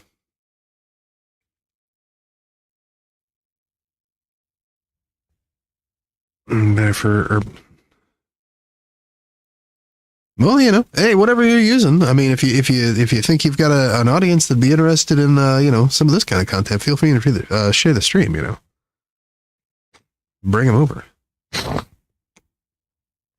I don't know how much they'll enjoy it, but hey, we can.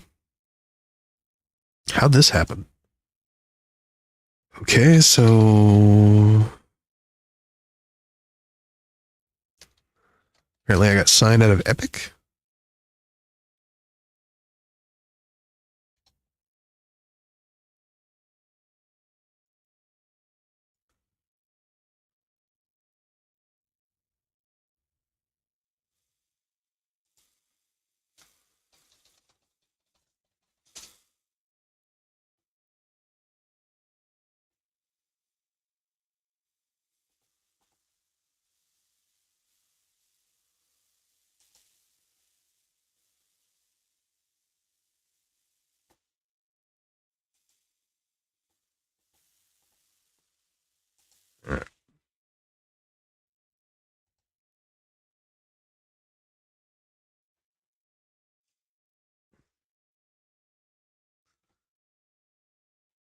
Well, while this boots up, Jesus Christ.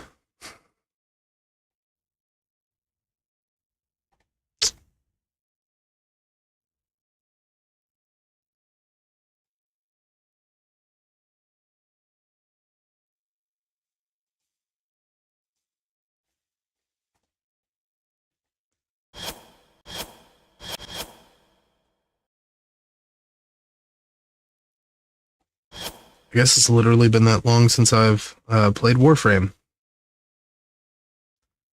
Downloading updates. Surely this isn't going to take a while, right? Assuming that.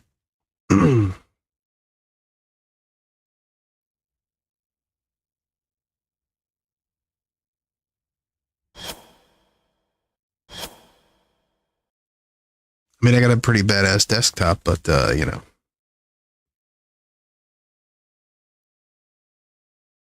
doesn't always help. Unfortunately.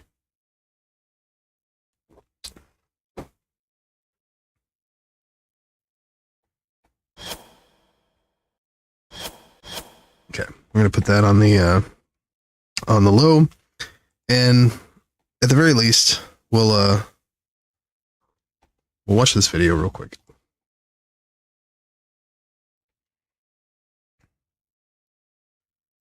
Because I pulled this up to watch anyway before we did the thing. Some SNES shit while it downloads. Stick around. Got stood up by my mate. Oh shit. That fucking sucks. Alright. Y'all might recognize this motherfucker. We was just talking to him. We'll take a look. Let me see what I got even. I don't even know.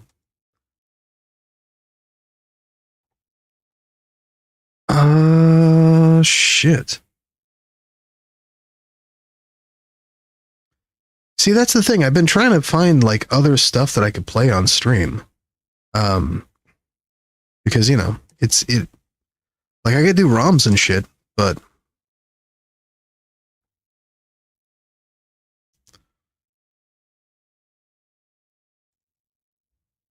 I haven't actually picked up that many.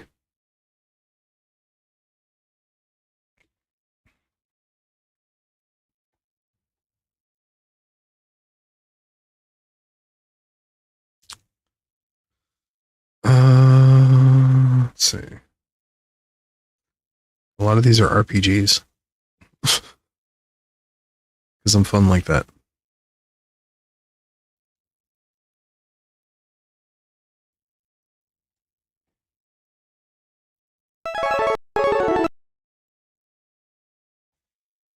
Alright.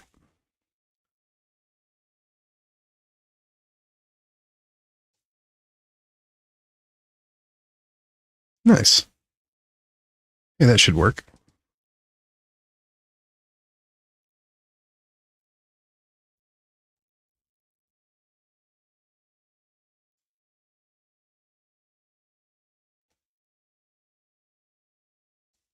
All right, whatever.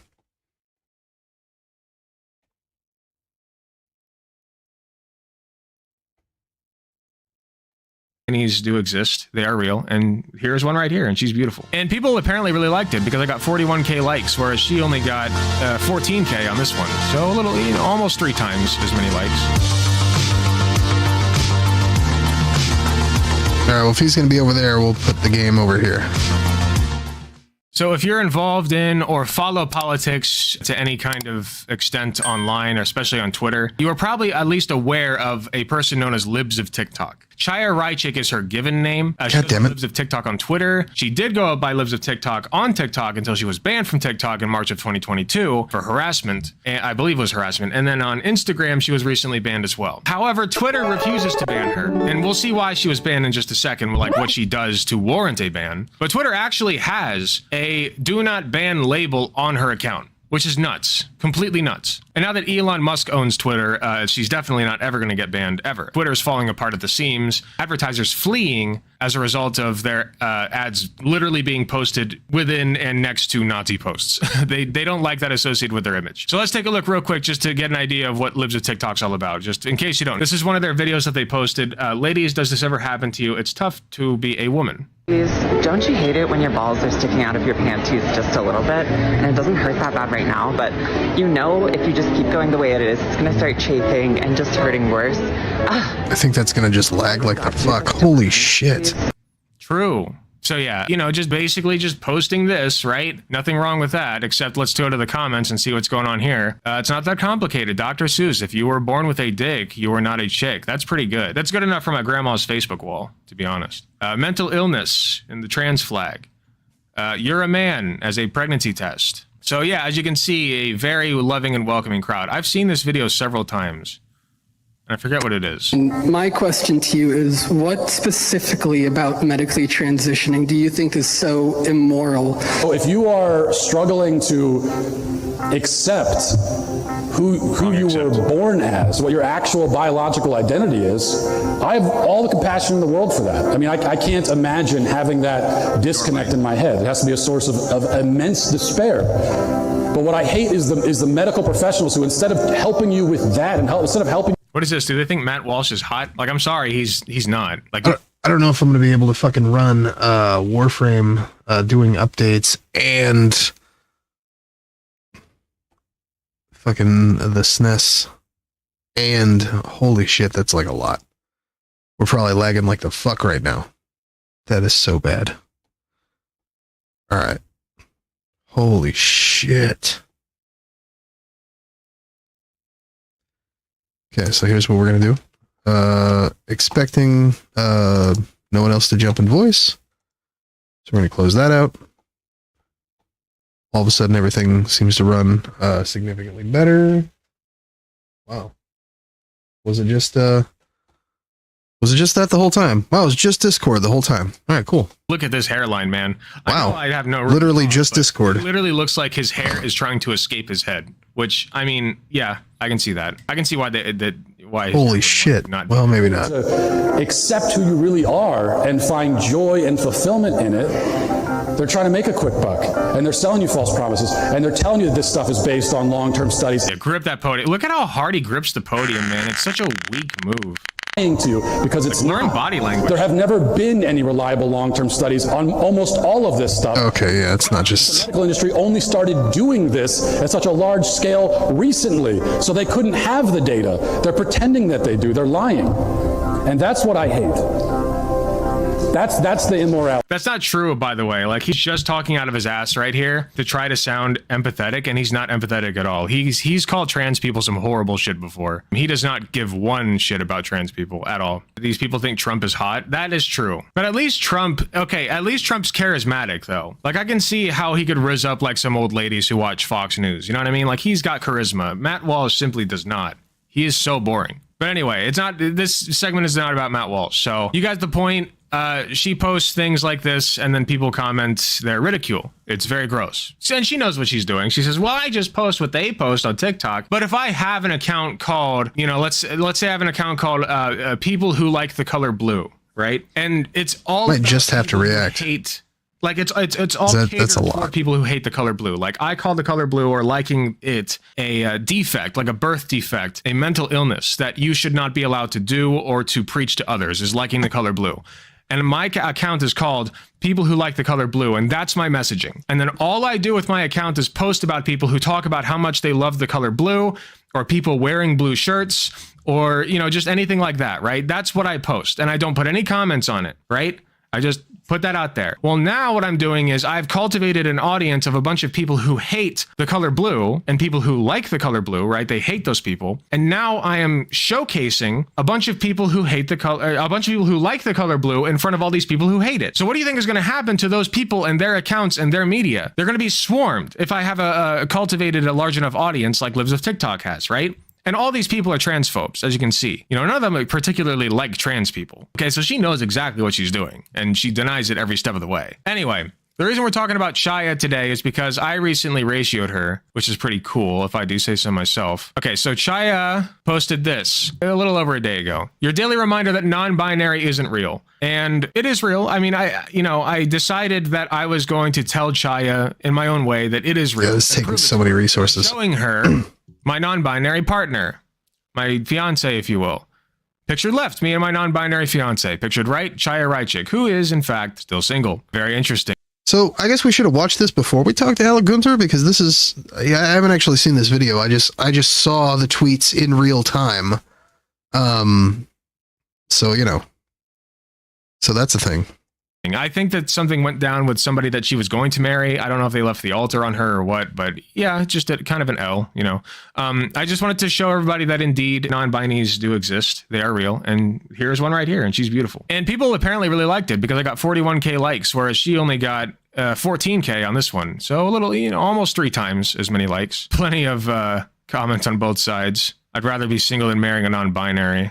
Yeah, okay. Hey, I just pointed out factual information, okay? Like, people are getting so upset at me, and all I did was point out facts. I don't understand the problem. I don't get it. Like, have I said anything that's incorrect here? I don't see it. Relationship mogged, yeah. Be careful browsing Twitter on stream. You never know what could come up. I appreciate your input, and I'm aware, and I still do not take proper precautions. You are correct. I should be more Jesus. careful. Thank you. But yeah, I mean, I just thought it was cool. I just wanted to show everybody that, you can indeed be non-binary and, not just be a beautiful person, which is not important, aesthetically, how beautiful you are. You can also be a beautiful person inside and find true love, find somebody who loves you for who you are, and even get married to them and perhaps have kids with them, like me and Katie mean to do. I don't like it when people like Rychik try to say that non-binary people don't exist because, that's my partner you're talking about, man. That's not cool. I can tell you for a fact she exists. The only thing that doesn't seem to exist is your partner, right? So, damn. About that for a minute. Anyway, got her ass. Non-binaries are valid. Any gender identity that you have taken on and you feel is correct for you is valid. I'm a gender abolitionist, so I just think that gender is pointless. I did not know that. Good for you, buddy. Huh. Well, shit. shit. I guess we had more to talk about than I expected. Interesting. But in the meantime, because it's not going to be abolished tomorrow. So in the meantime, just whatever gender works for you in this moment of genderness in our society is fine. I don't see a problem with it. You know, there are a lot of comments trying to tell me that like she's not actually non-binary, she's mentally ill, she's conceited, narcissistic, whatever. Katie doesn't even really talk about her gender identity like at all. Like it barely comes up. And when it does, like one time she said that she wants to be called handsome, and that's like, okay, sure, I'll call you handsome sometimes, and I do. Sometimes she dresses a little bit more masculine than some other days, you know, and that's about the extent of it. And that's what she considers a non-binary gender identity. I literally had to go and ask her just now, like, do you consider yourself a demigirl? And she was like, I don't know, like maybe. And she was just like, I just prefer the term non-binary. So she just doesn't want to fall into any kind of gendered category. And I think that's fine. There's nothing wrong with it. And all these people trying to convince me that like I'm feeding her mental illness or that like I'm going to be miserable. Like, I mean, anybody who's been here long enough has seen Katie. You know, she's a very sweet person and I very much love living with her, and I am going to love living the rest of my life with her. Yeah, I mean, and she'll continue to be non-binary, perhaps in perpetuity.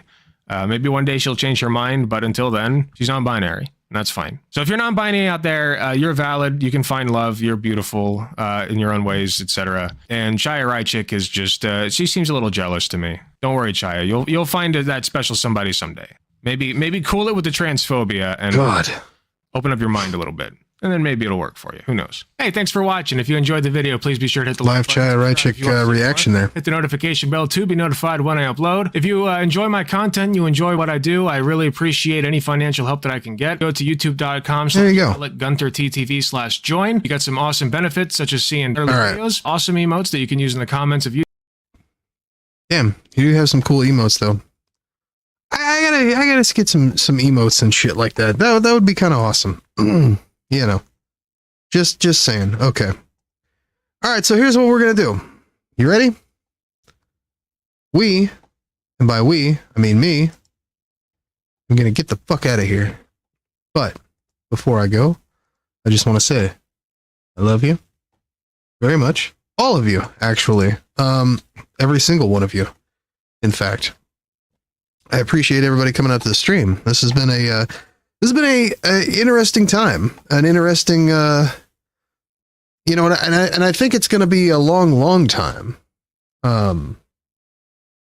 till touchdown brings me around again to find I'm not the man they think I am back home. No. I'm a rock it man. Rocket Man. Burning out his fuse. Out here.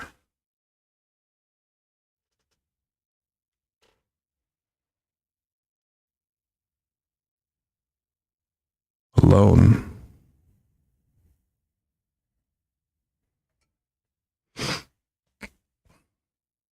All right. Thank you. I will literally be here all week. But it's going to be a good time. I'm very much enjoying streaming tonight. Very much appreciate everyone who stopped by. Thank you, Daho Rumba, for the raid. Thank you to the entire mod team for stopping in. Even though I know it was Warlord's bedtime. I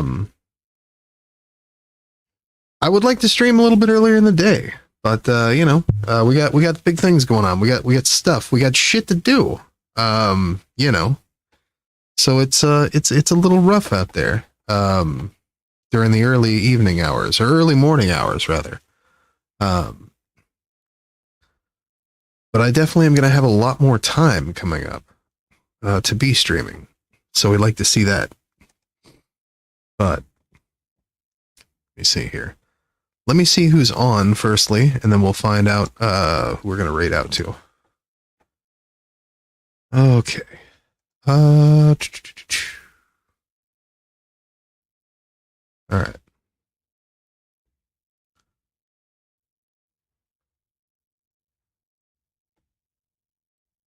Oh shit. Okay. Well, fuck it.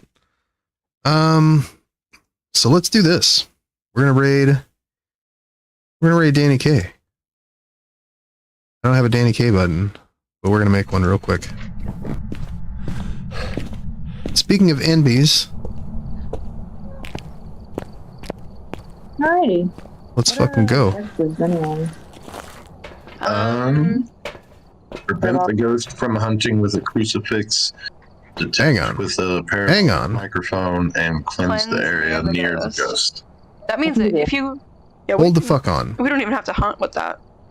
Yeah. Any of those. Cleansing is done. Prevent the ghost from hunting with a crucifix. We'd have to get our sanity really low. All right. Yeah, the other two.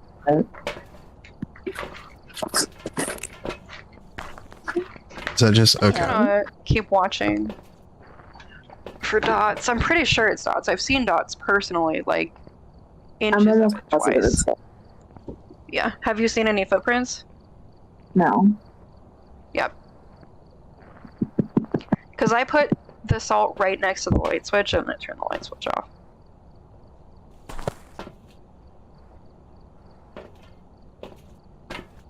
You know what though? Every single time I do this, it's cool because then we just be adding more people to, you know, to the option to raid out to. You know what I mean? It's a good thing we went back in. We were so like that's cool. That's good. It was, yeah, we were pretty positive it was twins. It's a good thing. It's dots. Yeah, it's a wraith. There's no way it's not a wraith. I just saw dots for sure. Yeah. All right. Okay. Also, if you take a picture of the ghost while it does dots now, it counts as a ghost photo. All right. So here's what we're gonna do. So I'm gonna go up, throw a crucifix. We're gonna raid out to Danny K. Try to raise my sanity a little. And so it'll hunt. All right. If this is your first time being on the stream, enjoying the raids. If you're on the website, great. Whenever you see this screen, the starting soon screen, and all right, y'all need to chill the fuck out over there. Okay, so if you're on the website and you see the starting soon screen, you're gonna go ahead and refresh your browser. That will be the end of stream. Okay, so boom, pretty simple. If you're on Twitch, you're gonna go with the regular raid, like regular raids, regular, because that's just how they work, right? But anyway, appreciate you. Appreciate everybody coming out. I think I said that already. Thank you to Alec Gunty, for stopping by, having a nice chat. It was a lot of fun. Definitely look forward to you know, to speaking in the future. And for the rest of you, don't forget to like, subscribe on the YouTube channel, follow me on Twitch, follow me on Twitter, subscribe on the website. Your boy Chainsaw needs your money, needs your hard-earned dollars. Big things. And yeah, until next time, folks, we'll catch y'all on the flippity fling flong, rock and roll, and all that jazz. Be sure and stick around for the raid, which we are starting right about wait. Now, refresh your browsers for the raid. Love you, bye, homies.